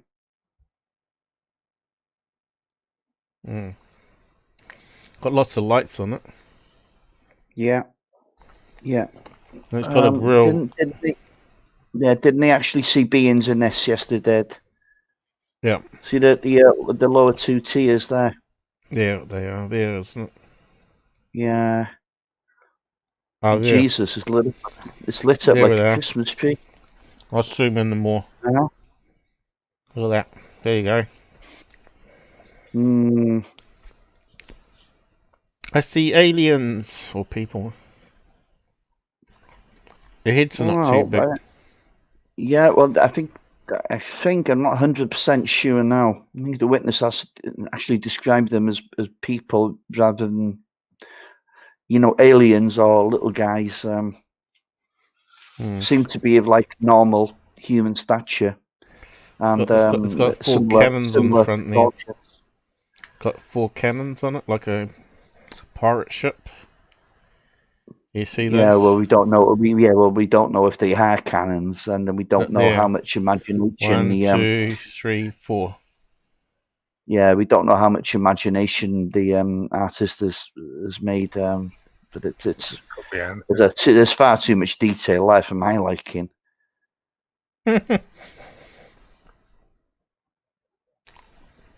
Be 7 to 8 stories, 70 to 80 feet high, and 6 telephone poles, 210 feet wide, and appeared to be moving toward her at 4 or 5 miles per hour. The evening had been clear and cool, and she had driven with the car windows closed. After the explosion, she noted a chopping whine, a high-pitched sound, and a roaring sound as well as the vibration. She noted the whipping of the wind, like a tornado. Fear gone. When the object reached a point fairly close to Mrs. Norris, the object halted, and all of the noise stopped. It was completely silent, and Mrs. Norris lost all the fear she had felt before. She then got out of the car to get a better look. She strained to take in every detail, feeling like a child with unbelievable happiness. Carl Norris, Pat's husband, said that although his wife told him of her sighting after it happened, he didn't realize how important it was to her until she started checking books out of the local library pertaining to UFOs and related subjects. Mrs. Norris estimated the time duration of the sighting as 5 minutes. As the craft appeared, Mrs. Norris's attention was drawn to a top deck with a long window she estimated to be 53 feet, and through which she viewed 20 or 30 persons, apparently oblivious of her presence, walking about as if they were changing shift. The wall behind them was curved and white. There were no instruments. The people did not appear to look out the window. The beings were pale-skinned and dressed in white one-piece suits. She judged them to be about 5 feet 10 inches tall, quite slender, but with chests larger than ours, the top of the head more prominent, and no hair. She noticed nothing out of the ordinary about their eyes. What did draw her attention was the great grace of their movements. The overall atmosphere seemed sterile. Illustration of the sighting based off of the original sketches in the APRO bulletin. Click to enlarge. Credit, John McNeil. Details observed. Below this top deck window was an opaque window. The area around it was all white. This lower window was in sections and was inset. The glass was tinted. Below the center of the craft, a door was closing from right to left. All across the craft, she saw rivets and portholes. She said she could see the portholes as she peered into the craft. That's for sure. She saw some construction that included huge I-beams like they put ships together with, and beams holding the glass in there. The bottom side was tiered upwards. The construction reminded her of a ship or submarine. She said it seemed possible that it could have been constructed here on Earth. The very bottom of the craft was formed into a cross, made with 1-foot mirrors, and an observation deck hung down, and around the bottom with beings in it. In this case, unlike the top deck, the people were peering out, while overhead she heard a very low-pitched, but clearly audible, almost like a growl, announcement coming from the area of the observation deck. Mrs. Norris said she believed that the beings didn't realize she was there until they were directly over her position. She saw 4 pipes projecting 6 to 8 feet out from the craft set in 3 or 4 foot square boxes. They had a hollow flange on the end like a tank cannon, and she believed it looked like a weapon. The craft took a southerly turn as it went on from where she was parked. She said it was staying in the wooded area, and did not cross Highway 90 again. It lit up the wooded area, and the area beneath it as it moved on. It had white spotlights, and it had blue and red lights on its sides that intermingled, pointing up to the clouds, and then down to Earth. After the object was out of sight, Mrs. Norris continued home, arriving at 1:10 a.m. Popular posts. That's it. Wasn't much on that article. Apart from lots of detail. And only one witness, right? She went into a lot of detail as well. And where's Robert gone? We lost him. Well, he's sitting there. Robert? Robert? He hasn't fell asleep, has he? I'm the one that should be sleeping. Robert? Has he gone to sleep? Don't know. Looks like he's gone to sleep. He may have had a heart attack, who knows? So let's just check on him. Well, he had somebody sitting there with him, didn't he? Robert? I think he's lost us. He's not moving. I think he's fell asleep. Are you back with us? Are you awake? Oh, it's moving. Yeah. We thought you died or something. Who? You. Me? Yeah. I didn't do anything. I didn't do anything. I never moved. Yeah, but you went but answering us. That's the point was when you didn't move, I thought you fell asleep. No, I'm not asleep. All the sound just stopped. No, it's just Paul that makes the sound of going to sleep like last time. I was talking to myself then. That wasn't me. That was the Men in Black. Come on. That was you. That was you. Of course it was. I don't think so. I never heard it. we did, didn't we, Robert? We heard it last week snoring. Was it last week? Susan heard it, and Plex did. It must be his Rob's voice sends me off to La La Land sometimes, huh? Yours sent me off somewhere other than here, I can tell you, pal.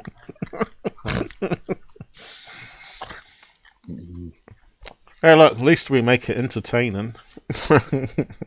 Mm. I'll laugh. I'm fine. Anyway, where did we get to?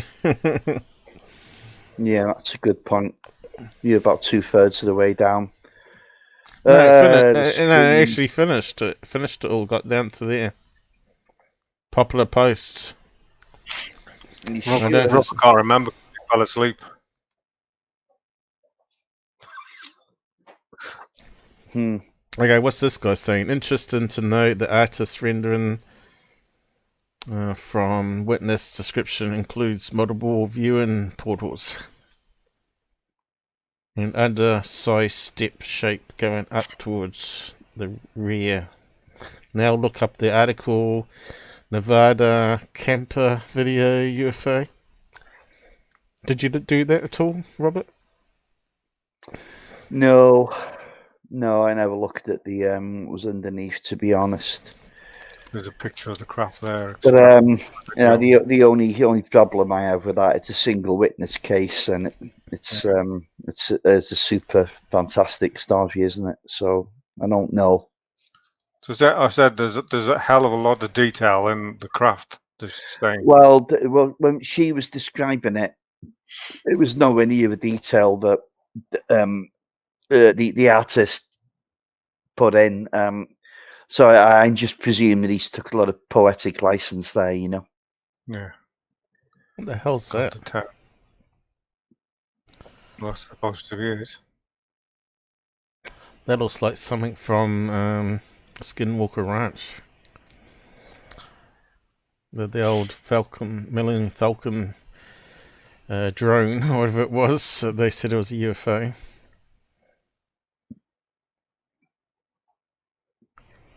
Well, it don't look that much like that one that she was describing. What the hell? That looks like a cloud. Keep on going. Don't know what that is. It looks like it's got two middle bits and a dark bit. Why don't people actually use a camera to photograph UFOs instead of using a spud? See, that looks like a cloud. That's got illuminated by plane lights to me, because you got some red in it here. It's like a plane going into a cloud, and of course that looks like a shape here, but it's actually probably just low res. Maybe just a cloud being lit up by something, you know. That's why it looks strange. Because it's only pictures. Is there a video at all? That definitely looks like a cloud there. Like it's changing shape, you see. Started off like that. Then the wind's going that direction and it's bunched up. Oh no, going this direction and it's bunched up this end. Look, it's forming. It's like a cloud. Yeah, shape shifting. Either it's got a moon behind it, or it's got some plane that's flying through it, and it's just lighting it up. Yeah, very suspicious of that one.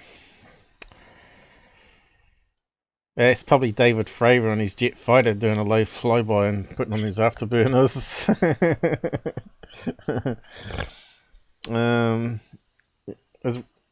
Is he gone to sleep again, or has he lost us? Robert's there. Robert's there. Yeah, I'm listening. Yeah, so what do you want to do, mate? What do I want to do? We'll move on to the next case, I guess, yeah? Yep. Unless you want to wrap up, I don't know. It's up to you. We can keep on going. I don't know how long Twitch allows us to record for, though. That's anything. 2.5 hours at the moment. Well, we can keep going until it kicks us off, I guess. You know, it's the only way to find out. It'll end self-terminate, probably. You've been terminated, and it's not been done by Google this time. But yeah, it seems to be behaving itself now. A close confidant of George Bush and a man well acquainted. It's working like a normal computer now, instead of being stuck in an endless loop of some sort. But it was when I was clicking on the emojis down here, something happened. Anyway, I won't do that again. At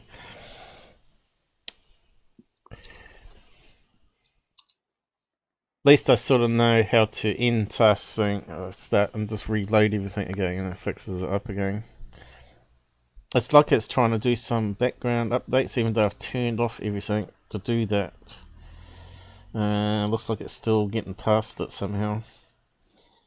You know, all those little registry tweaks you do for the browsers, you know, you go into about config and disable all their little flags, so they don't even I'll just work. be 2 minutes while you're talking.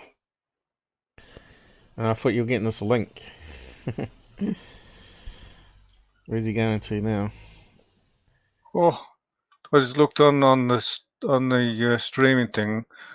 Somebody's done a new record holder doing a live stream on Twitch. 161 hours. Continuously? Yeah. Where'd you see that? I've just Googled it. Oh, right. 161 hour broadcast is now the longest uninterrupted stream on any platform. Oh, we should be right then. Yeah, I've got no feeling. 160 hours, so how many days is that? Divided by 20... hours. Yeah, how many days is that though? 7 times 24... what's that? 200? So it's not quite a week. That's probably some game. Yeah, it must be a gaming thing. They're all cutting out now. You know how you stay connected and eventually it all goes to shit. And I think you have to drop off now and reconnect your end, and it comes in okay again. Okay, hang on a sec. We'll get there. We'll get around all these little quirks eventually, I think. It is like doing a new setup. But we got less running now. It should be faster, if anything. It's like we get sabotaged all the time by Windows 10, I think. All that's going fast now. Look at that. We've got plenty of speed. Even doing this, right? That this. Better? Yep, that's better. Yep, I can hear you. Yeah, it's a lot better. See, all that's perfect now. Look, everything's super fast. I think the alien might even be in sync. That's how it was running earlier. It was running like that earlier, wasn't it? You know, had troubles to start with, and then it really went good afterwards. Yep, Area 51 got it 5 days. Yeah, correct. How the hell could you sit there for 5 days just streaming like that? Well, Christ, man. Rob could, as long as he's got a beer keg next to him and a toilet. Yeah, toilet, yeah. It's no wonder some of these kids are overweight when they sit there doing these things all the while. It's only going to get worse. And eating takeaway foods, McDonald's and whatever. You know, all this rubbish food they're eating. Haven't tried this out before. Not today, anyway. UFO jets, that went really bad. Well, let's see what happens now. I'm probably going to crash it, but we have got sort of to the end. CPU will probably go to 100%. See, I can't even see the planes. Here they come now, I think. Here they come. Oh, that's working better today. We didn't get that far yesterday, did we? So smooth. No, it was slow before.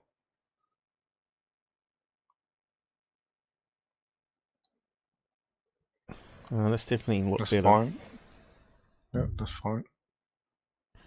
What's happened to Rob? He's dropped off. He's still on there. Hello, I'm back. So if we've lost your picture now. I'll be back. Yeah. You got to practice your Arnie voice. Well, it can't be any worse than yours. I'll be you back. sound like a frog, Paul, not like an Austrian. What? I'll be back. Well, believe it or to not, drop in and out then. I've got no idea why I dropped out then. No do you know idea I'm actually, whatsoever. I do actually have Austrian blood in me, going back a couple of generations. Anyway. No such thing as a pure race these days. No. Well, my mother probably Mix of has. everything. My mother probably goes to Welsh line and Scottish, and Dad probably goes to Scottish and Austrian, and might be. Someone said there was some Pakistani blood going back further again, but it was meant to be like some sort of a rural Pakistani blood or something. So maybe you're talking to someone with royalty here. King Paul. What's Susan talking about here? Oh, no, don't tell him that. What's he talking about? Well, she ain't saying anything, is she? Who is she? No, don't tell him that. I don't know what she's talking about. Might have been a while ago, I don't know. Anyway, where did we get to? We sort of lost our way again. Yeah, okay, new case now. Yeah, so this guy, Bob Inman, he's talking about crash retrievals, and he's pretty deep in intelligence. And anyway, he's managed to get this interview of a guy called Oshler. Now, Oshler at the time was he was conducting UFO research with Timothy Good from the UK. And, of course, Timothy Good's friend was Norton Hell. So when Oshler Norton Hell was the head of basically the Department of Defence in the UK sometime after the Second World War, so he was highly renowned. So basically through Norton Hell, Oshler managed to get in touch with this guy who had an actual, Oshler himself had a NASA background, so he actually got the privilege of talking to this guy, and he was asking him about UFO crash retrievals and whether they had any materials and what have you. And this is their interview, and it's quite interesting. You listen carefully to what he says, so try not to speak over this, guys. It's not long. Okay, I've left a link there.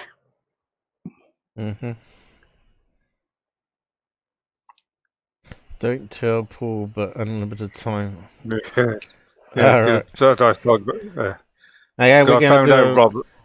We need to do a marathon one. We need to make the world record. Yeah. We're going to do a 7-day live event. How about that? Non-stop. 161 hours is the record. Yeah, we got to beat that. We got a challenge. 161 hours. We go 200 hours. Yeah, without a break. Nah, yeah, but you can do shift work. Yeah, someone's got to. As long as someone keeps it going, it's plausible. It's doable. Hey, we got another video now. Oh dear. Susan is cringing. Nah, you'll be able to play this one safely, you know. Okay. I suppose it's got stupid music, is it? No, it won't have any music at all. That's low volume. Oh, maybe it has. Yeah, I know. Yeah, you'll have to bang this one up, Paul. Bang it right up. Bang it, people. Here we go. Well acquainted with Area 51 was Admiral Bob Inman. His credentials are impeccable. He was director of both Naval Intelligence and the National Security Agency, as well as deputy director of the Defence Intelligence Agency. He looks a bit Bugsy. Yeah, Bugsy. Sort of clipping since I boosted. The CIA. In a telephone conversation with Bob Exler in 1989, he referred to recovered vehicles becoming available for research.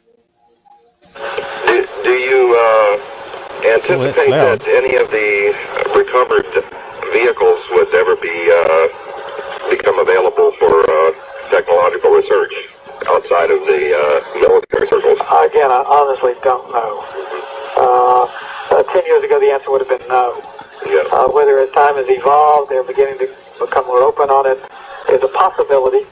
Inman retired from government service in 1982 to become president of Science Applications International Corporation of San Diego. Interestingly, one of the company's primary areas of research is into gravitational propulsion systems. Jane's Defense Weekly, the popular military and defense publication, published an article about SAIC, and the postscript to the article that anyone who believes in the science of anti-gravity to be too arcane, too esoteric, even for the U.S. Air Force, should consider the electric propulsion study undertaken by SAIC for the Astronautics Laboratory, which is now part of the Phillips Lab. The study's primary objective was to outline physical methods to test theories of inductive coupling between electromagnetic and gravitational forces to determine the feasibility of such methods as they apply to space propulsion. And in simplified terms, an anti-gravity propulsion system. It remains for some the ultimate quantum leap. That's it, I think. Bit clicky, but we Yeah. got there. Yeah, it was interesting what he said, though. And maybe if it opens out, they'll be able to. But he was talking about materials recovered. Now, the interesting thing was, when he was pulled up about this later, he stopped talking to that Oshler guy as he realised he was a UFO researcher, that not just somebody with a military background and a scientific background. So he stopped talking to him. And then later on, he claimed what he was talking about was the wreckage of nuclear submarines, but it certainly didn't sound like that to me. Mm. But of course, that was his little get-out clause anyway. Mm-hmm. Okay. What next? Yeah, okay. Is someone adding to the list here? Where did we get to? That was something else you added in. We're meant to be doing... well, I didn't know how much we can get through. Russian one. We didn't do the Russian one. Do you want to do that one now? So what was that one called we just listened to then? But it needs to be added to the list. I didn't list that, but it's I know, but I need to add it to the list. Inman on crash retrievals. I'll just copy that then. No, go away. I want to highlight that. It won't let me highlight it. There we go. I'll just add it to the list, so as I'm going to lose track. Where's my thing gone? So after that one, I thought there was another one before it that we did. Open Minds. What was that one? That was that one. No, that was wasn't it? The Alabama one, yeah. No, that's not Alabama. That's Canada, you said. Newfoundland. Did we do that one? No, we haven't done that yet. Well, we need to do that one then. That's out of order then. Okay. I think Susan might have to keep track of it for us. It's getting too much. I don't know if you can still list now or not. I don't know what you're doing. I don't know where it's going. Well, that's why I made a list so we can keep it sort of in the right order.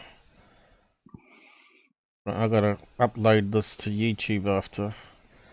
So we're up to Newfoundland 1978 and then Russia, or what? We'll go Newfoundland then.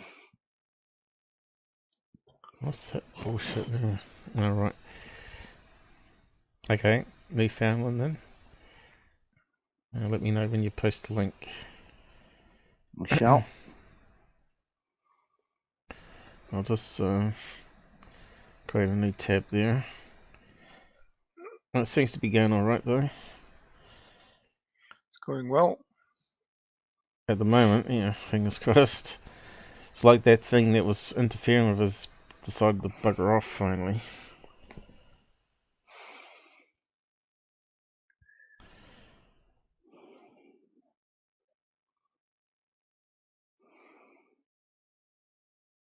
Probably that remote links hacker. back, by the way. Hey? Yeah, I've just posted Links it. there. Okay. Yep, I got it. Let's try and read it, I suppose. Let's see how it goes. Yep. Clarenville, Newfoundland UFO sighting in 1978. Date: November 26, 1978. Time: N/A. This is probably the most well-known sighting in Newfoundland. I have copies of official documentation of this event. On November 26, 1978, a Mr. Chester Lethbridge and his wife reported to the RCMP a strange object in the sky for the second time over the duration of approximately 1 week over Random Island, Trinity Bay, Newfoundland. RCMP Constable James Blackwood, an officer on location at the time, went out to the Lethbridge home to investigate. Upon arriving, he also saw this strange, unidentifiable object in the sky. Both Mr. Lethbridge and Constable Blackwood described the same thing: a cigar-shaped object with a curved tail, in the sky with blue, red and yellow flashing lights. It ranged from about 35 to 40 feet in diameter, and hovered approximately 500 feet above sea level with no movement. The object also cast a shadow on the water, so he knew that what he was seeing was not a satellite or distant planet like Venus. This object was also being tracked by the Department of National Defense, Gander, NF. After observing the object with the naked eye for a while, Constable Blackwood took out this ball scope, a device used to amplify light sources in the night, to observe the object. This was definitely not a plane nor like any other aircraft Blackwood had ever seen.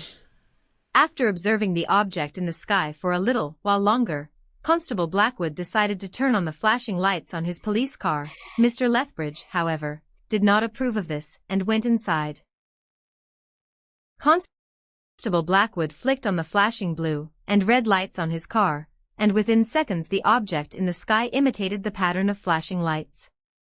Constable Blackwood was speechless. Being interested in different types of aircraft as a hobby, Blackwood confidently says that though the craft was about the size of DC-9 aircraft, it was definitely not a plane. It did not resemble any type of plane ever built to his knowledge. It had no wings and made no noise. It had a curved tail and a cigar-shaped body, and that was all, besides the flashing lights. After a period of about 2 hours, the object left the scene like a shooting star, only in the opposite direction. Shortly after this sighting in Clarenville, Newfoundland, Constable Blackwood, following procedure, made reports and sent them to the NRC National Research Council in Ottawa. The National Research Council had an upper atmosphere research facility that, at that time, was responsible for UFO reports. An authority with the NRC by the name of A.G. McNamara responded to these reports by saying, the objects were most likely the planet Jupiter, which is quite brilliant. It appears about midnight in mid-October, and is near the Mediterranean Sea. Saturn and several other bright stars are also visible in the eastern sky at this hour of the night. Constable Blackwood was quite disgruntled at these comments by Mr. McNamara, and the fact that McNamara was making these assumptions without even talking to him or any of the witnesses of the sighting. Blackwood assured me in a 1997 phone interview that it was not the planet Jupiter nor was it Venus or any other star or planet, for he had seen these in the sky and was positive that this was not what he had witnessed hovering over Random Island for 2 hours.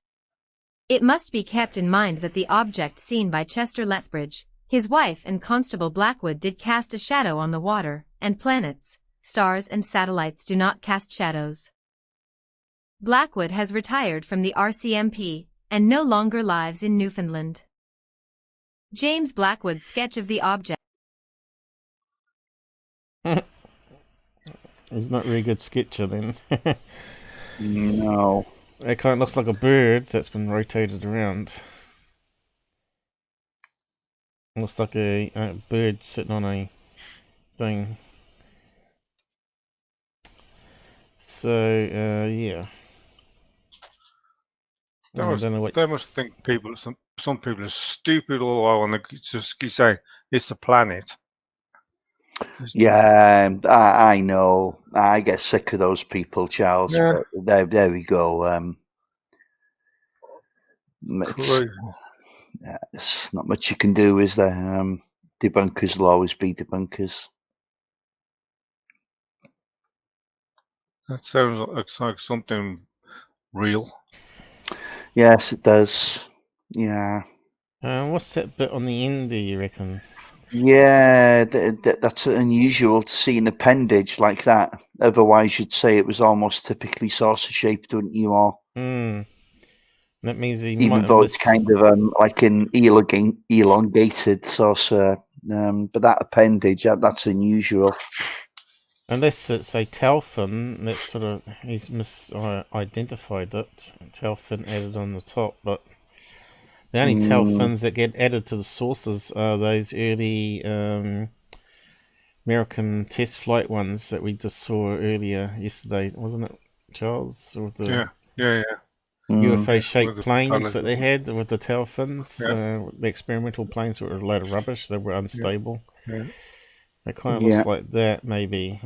Maybe that's what he saw. Again, this ain't got no propellers or nothing on it, so.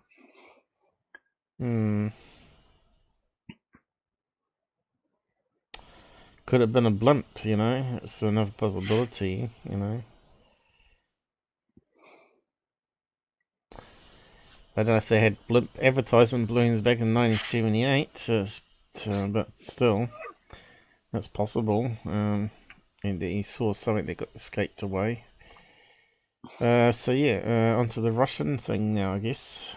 Well, hold on. Did you finish that off, Paul? I got to the end. You sure?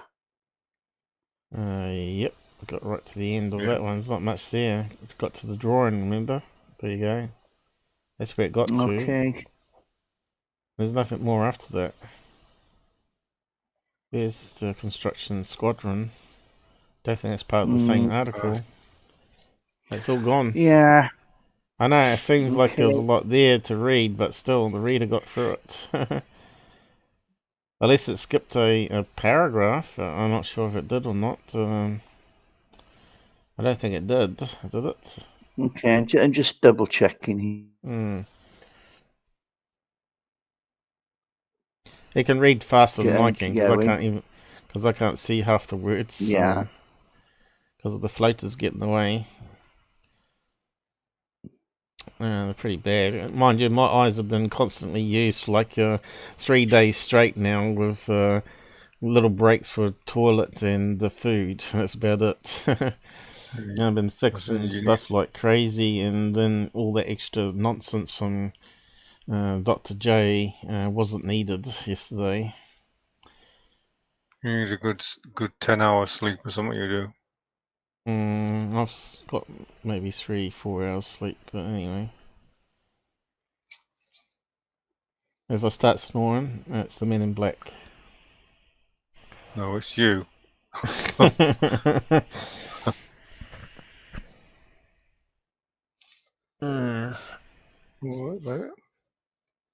do we wait for? We're going to do the Russian one now, Rob. Has he posted it, or have I missed it? No. Newfoundland.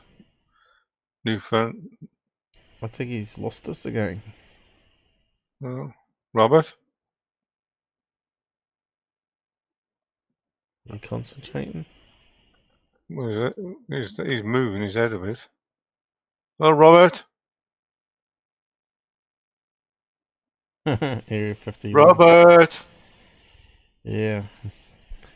Well, you can survive on 3 hours sleep as long as you have a few of them through the day. I think is it 3 or 4 of them. Cat naps. Yeah, because I used to work shift work too, and that's what I never ever got adjusted out of it. Is he frozen? Frozen in time. Yeah, see, I was talking about Men in Black. He has to drop out and drop back in though. I don't think it's me. No, he hasn't frozen. I don't know if he has frozen. I think he's... Oh no, he might be Robert? moving. Is he for sleep? I can't see. We need to brighten the screen somehow. Let me see if we can zoom in. Is he going to sleep or not? Or is he just concentrating? No. I think. Oh, he's there. No, I've lost internet. I don't know if it's my end. I'm losing internet. It's intermittent. I'm not really sure. I don't know. All right. I'm losing connection with you. It's, hang on, we got two Robs in the background. How did we get two Robs? Yeah, I can see two myself. Yeah, I don't know where you get the falling asleep thing from. Jesus Christ, man, this is still early for me. So that's the ghost one that we got come up. It's like someone's duplicated your double ganger. So there you are. I got this 3. one. That's you. A double so ganger. Who's that? A doppelganger, you ignorant. Double ganger. Doppelganger. Yeah, well that means double, doesn't it? Let's see. Kick out. I'm going to kick you out. You might need to join.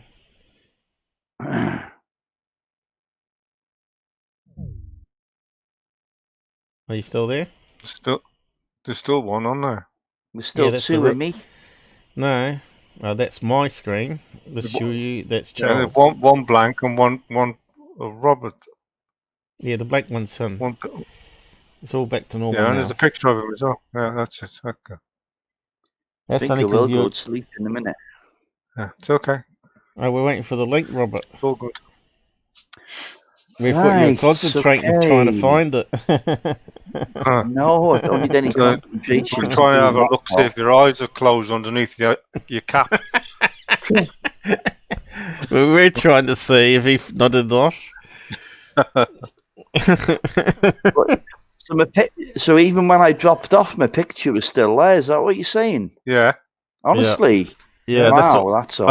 I had to kick it off. There's obviously a Jitsi bug, right? But we know how to solve it now. We know how to solve it. Just drop off and come back on. What's happened to the chat here? Would the real Rob please stand up?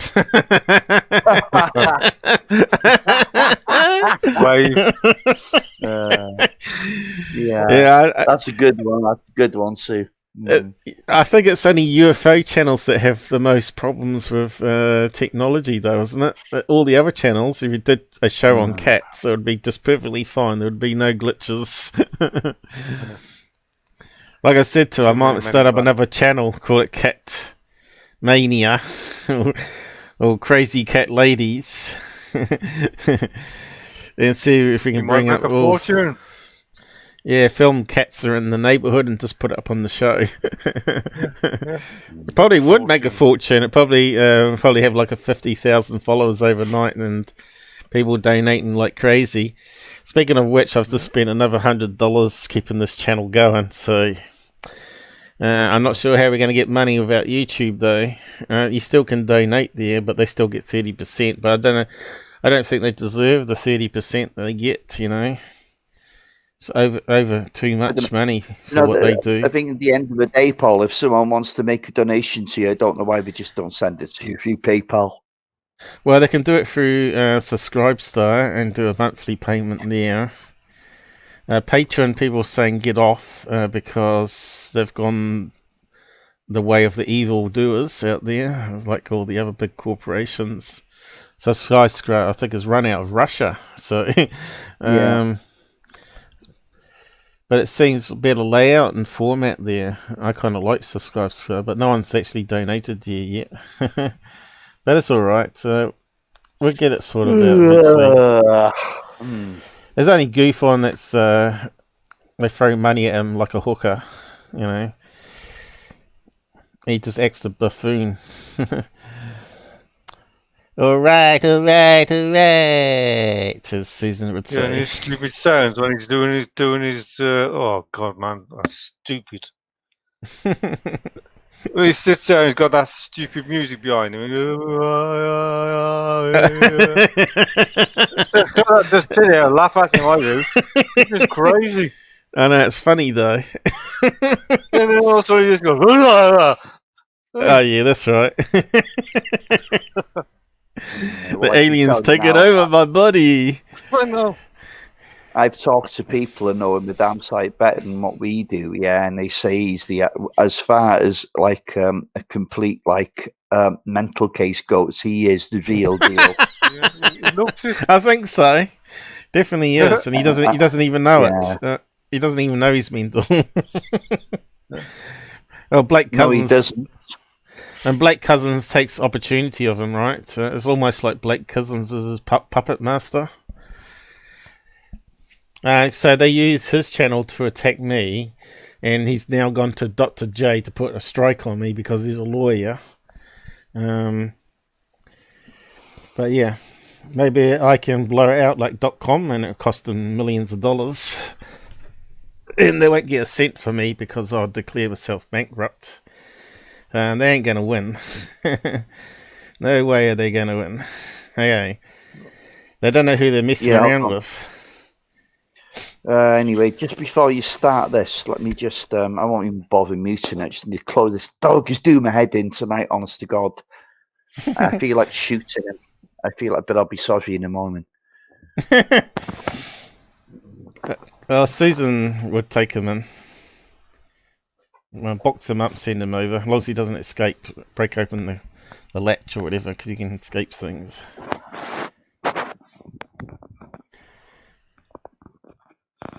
Yeah.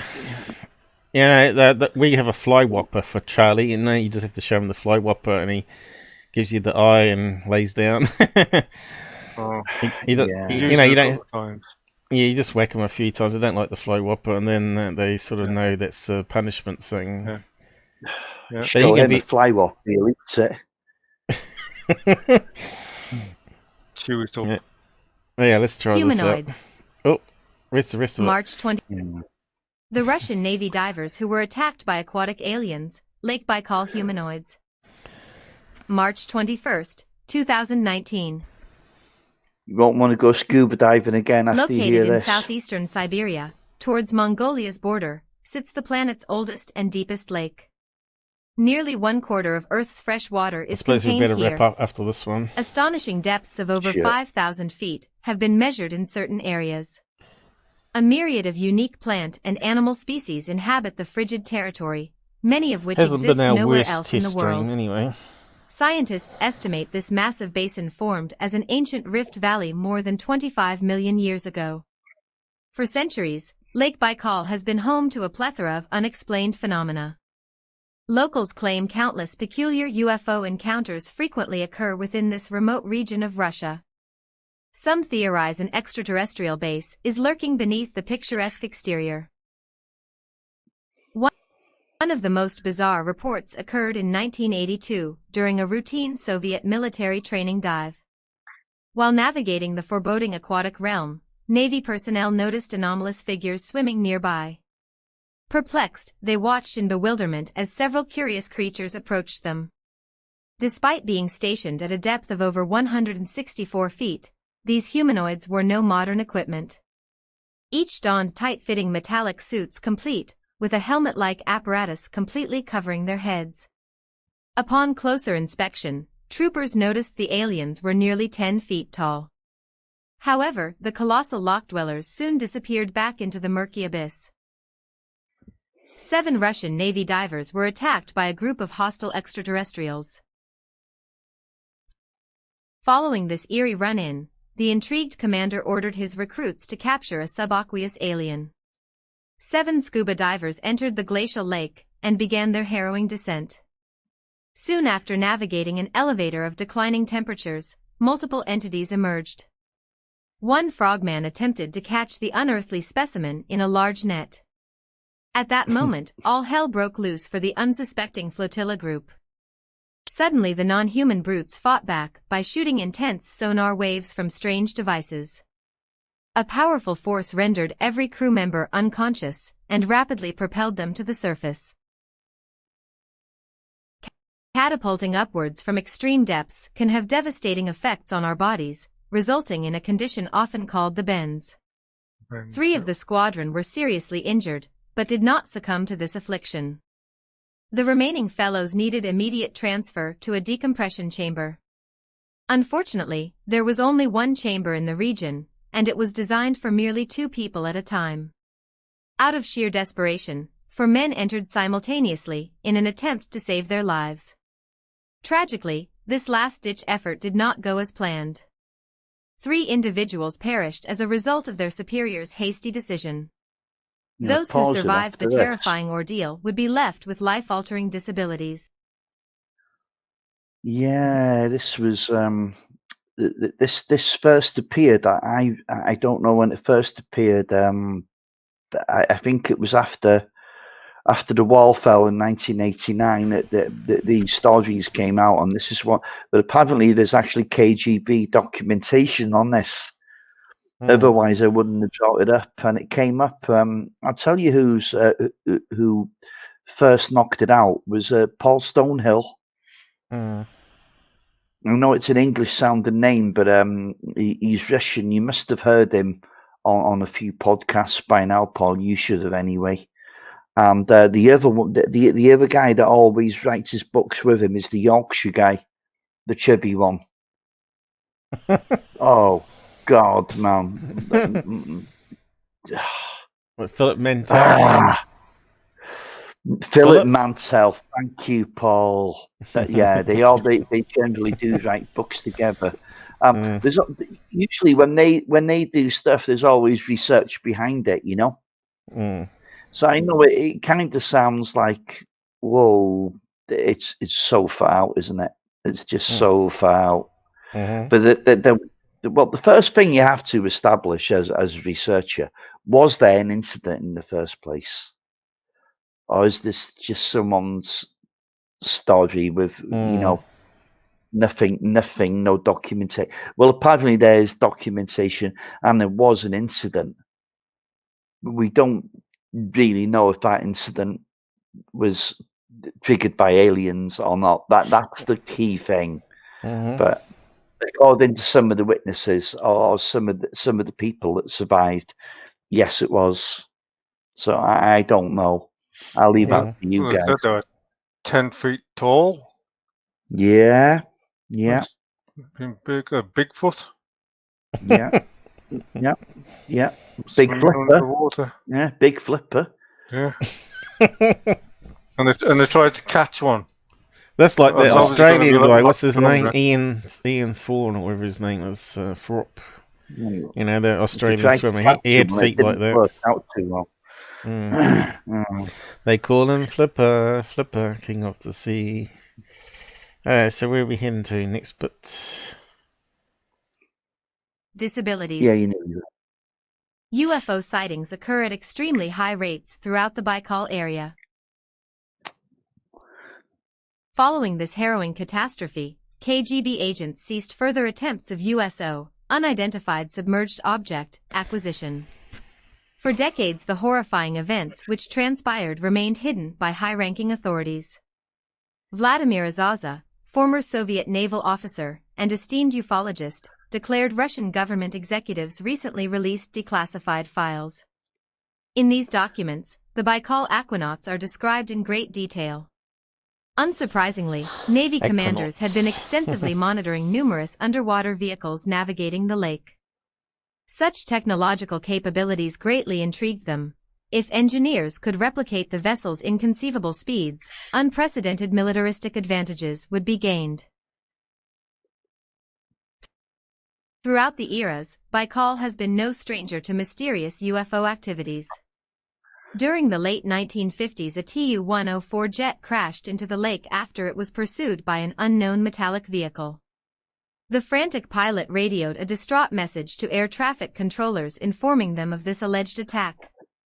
According to informants, all staff on duty at the time were forced to sign non-disclosure agreements. Numerous community fishermen attested to viewing the frightening aerial attack. Anglers described how a silver flying saucer chased a plane until it plummeted into the water and disappeared from their sight. Despite considerable testimonies, no conclusive evidence or official records of this event have ever surfaced. NASA released photos taken from the International Space Station in 2009. Some believe they show a USO emerging from the water. In April of 2009, the enigmatic Siberian sector made global headlines yet again. Astronauts aboard an International Space Station photographed two circular convection breaks, thought to be produced by enormous aquatic crafts. One was located near the lake center, while the other was positioned towards Baikal's southern end. Both appeared to be created by something ascending beneath the thick ice-laden outer layer. The pair of disc-shaped cracks were perfectly symmetrical and astonishingly measure 3 miles in diameter. These immense fractures were so precise, making them impossible to manufacture or replicate. Certain researchers believe the NASA-produced images are evidence of spaceships emerging from the dark waters below. Yet another unsettling occurrence took place in 2011 when an alien body was discovered. Footage shows one Irkutsk resident guiding the camera-man towards a forested area. Atop the snow-covered ground lays a small extraterrestrial. It possesses an enlarged cranium, opaque grayish body, and dark eyes blankly staring ahead. Something appears to have ripped off the creature's right leg. Amid this expletive-laden footage, our winter-clad host explains how his dog sniffed out the captivating cadaver. Mere weeks before the chilling scene was filmed, dozens of villagers witnessed unidentifiable lights hovering above their homes. Conspiracy theorists speculate a UFO crash may be responsible for the macabre Martian corpse. Viewers are torn regarding the authenticity of the video. Some believe a genuine unknown species was uncovered while others blame crafty cinematic hoaxers. An bizarre video surfaced in 2011, which appears to show the corpse of a small extraterrestrial. As time progresses, onlookers continue to be dazzled by the obscure skies. Intriguing incidents take place at staggering rates across the district's vicinity. Oh no, that was from... In this technological era, where most people are never without their smartphones, more of these perplexing crafts are captured. Remember that thing from Stargate Atlantis that had that sort of side thing on the heads that popped out on the side? Can't remember that was a movie prop. Anyway. Yeah.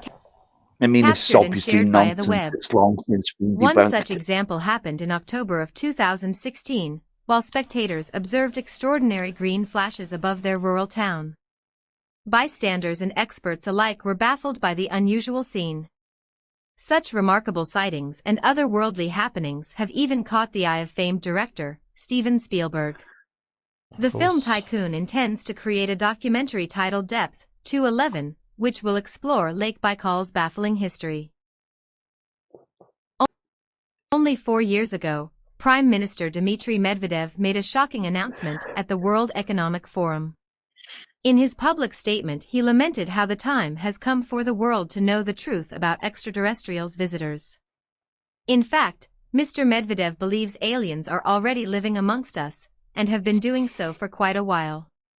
Even more brazen, the political leader warned if United States officials refuse to come forward with this monumental information, Russian representatives will do so themselves. Given recent ufology-related announcements and unveiled files, it is entirely plausible that the Kremlin is gearing up for full disclosure. Perhaps sooner than we may think, the astounding truth of interplanetary beings will finally be acknowledged by those who have known all along. Lake Baikal has been home to a plethora of unexplained UFO activity for decades. Do you believe that Lake Baikal is harboring an underwater base? Share your opinions in the comments section, and let me know your thoughts on this fascinating topic. Share this. Okay. Yeah, you see, now the thing, okay, the latter part of that article is obviously complete and utter nonsense. But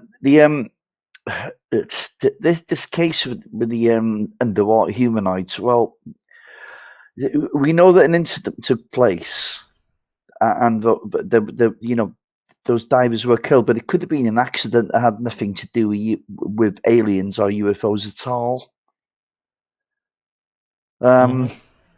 So until there's better evidence and you've got a witness that actually comes out and goes on record as saying it, and of course another thing that was happening as well when after the wall fell down, it you know, USA or USSR even, well, it wasn't then, it became Russia then, was like almost mafia, and they were selling a lot of bogus KGB documents to the West.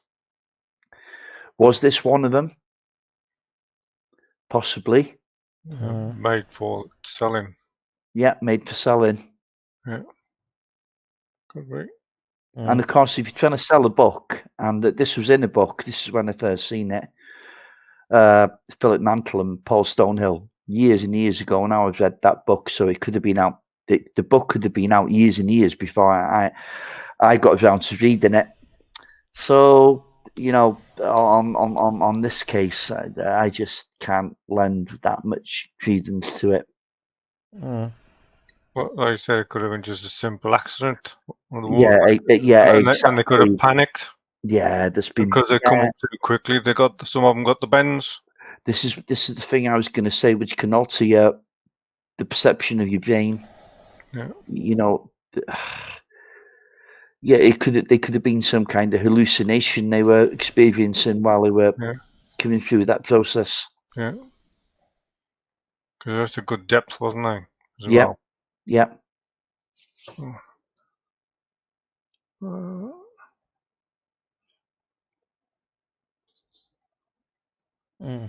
My control panel, top of it's got clipped. Okay, we better wrap up soon. Is that the last of that article in Russia? Or? Yeah, I think that's the last on that case. I just thought I'd check it out there and see what people thought. I've got other stuff. There was an interview with Gordon Crichton I was going to do, but I guess it's too late for that now. We can leave that till next week, you know. Yeah. Okay. Yeah, I probably need to wrap up. Else it's going to drag on, I guess. So I'll just close that down. Okay. At least everything's been working fine in the last hour, anyway. Yeah. Yeah. Well, I mean, tonight was an experiment, wasn't it? To be honest. Yeah, on a new setup, which you can't make any money from. It's not as friendly, but still, I think we need to get away from YouTube, and because we got BitChute. You can see BitChute has gone up 20 subs in the last day. Since I posted that uploads that we've been under attack, we suddenly got 20 subs join up here, and. Yeah, you can see YouTube has gone backwards one. That's all I can say. Like, it's pick on the little guy, isn't it? Let's squash the little guy. The big guys are making the money. They're bringing Google money. So, you know, you don't count as far as they're concerned. Well, remember that claim we put on about pedo and all that sort of stuff? No replies, totally ignored. Yeah, I think you screen captured that, didn't you? Yeah, but he should have lost his live streaming rights on YouTube after that, shouldn't he? After that trash video he did was slanderous and... yeah. You know... And he said in the comment the C word. Paul is C. Out there channel is CUNT. And all that sort of stuff. Did you see that comment? It was disgusting. Plex put it up somewhere on Discord. Yeah, but he took it down as well, didn't he? But I'm not sure. Would have been handy if Plex had screen captured that, but I think he has. Can't expect him. Okay, sure. hope so. If he has, good stuff, man. I don't think he's here. No, I think we only got 3 watching again. Anyway, we're going to do the end credits, see what happens. I've got to end it a different. Got to end it a different way now. Is it coming up? See you soon, Rob. Okay, take care, Charles. And you take care. Stay safe. Okay, thanks guys for joining us and subbing here and just keeping it going. That's the only way we're going to get to the truth. They can't silence us. I don't have to put up fake titles, clickbait titles saying, watch this before the government takes us down. Literally, they do take us down without even saying that. Well, the other YouTube channels seem to be able to. And it's been fun. Yeah, CPU's peaking up now. Always does when you play these end credits and whatnot for some reason. Didn't used to do that, but is now.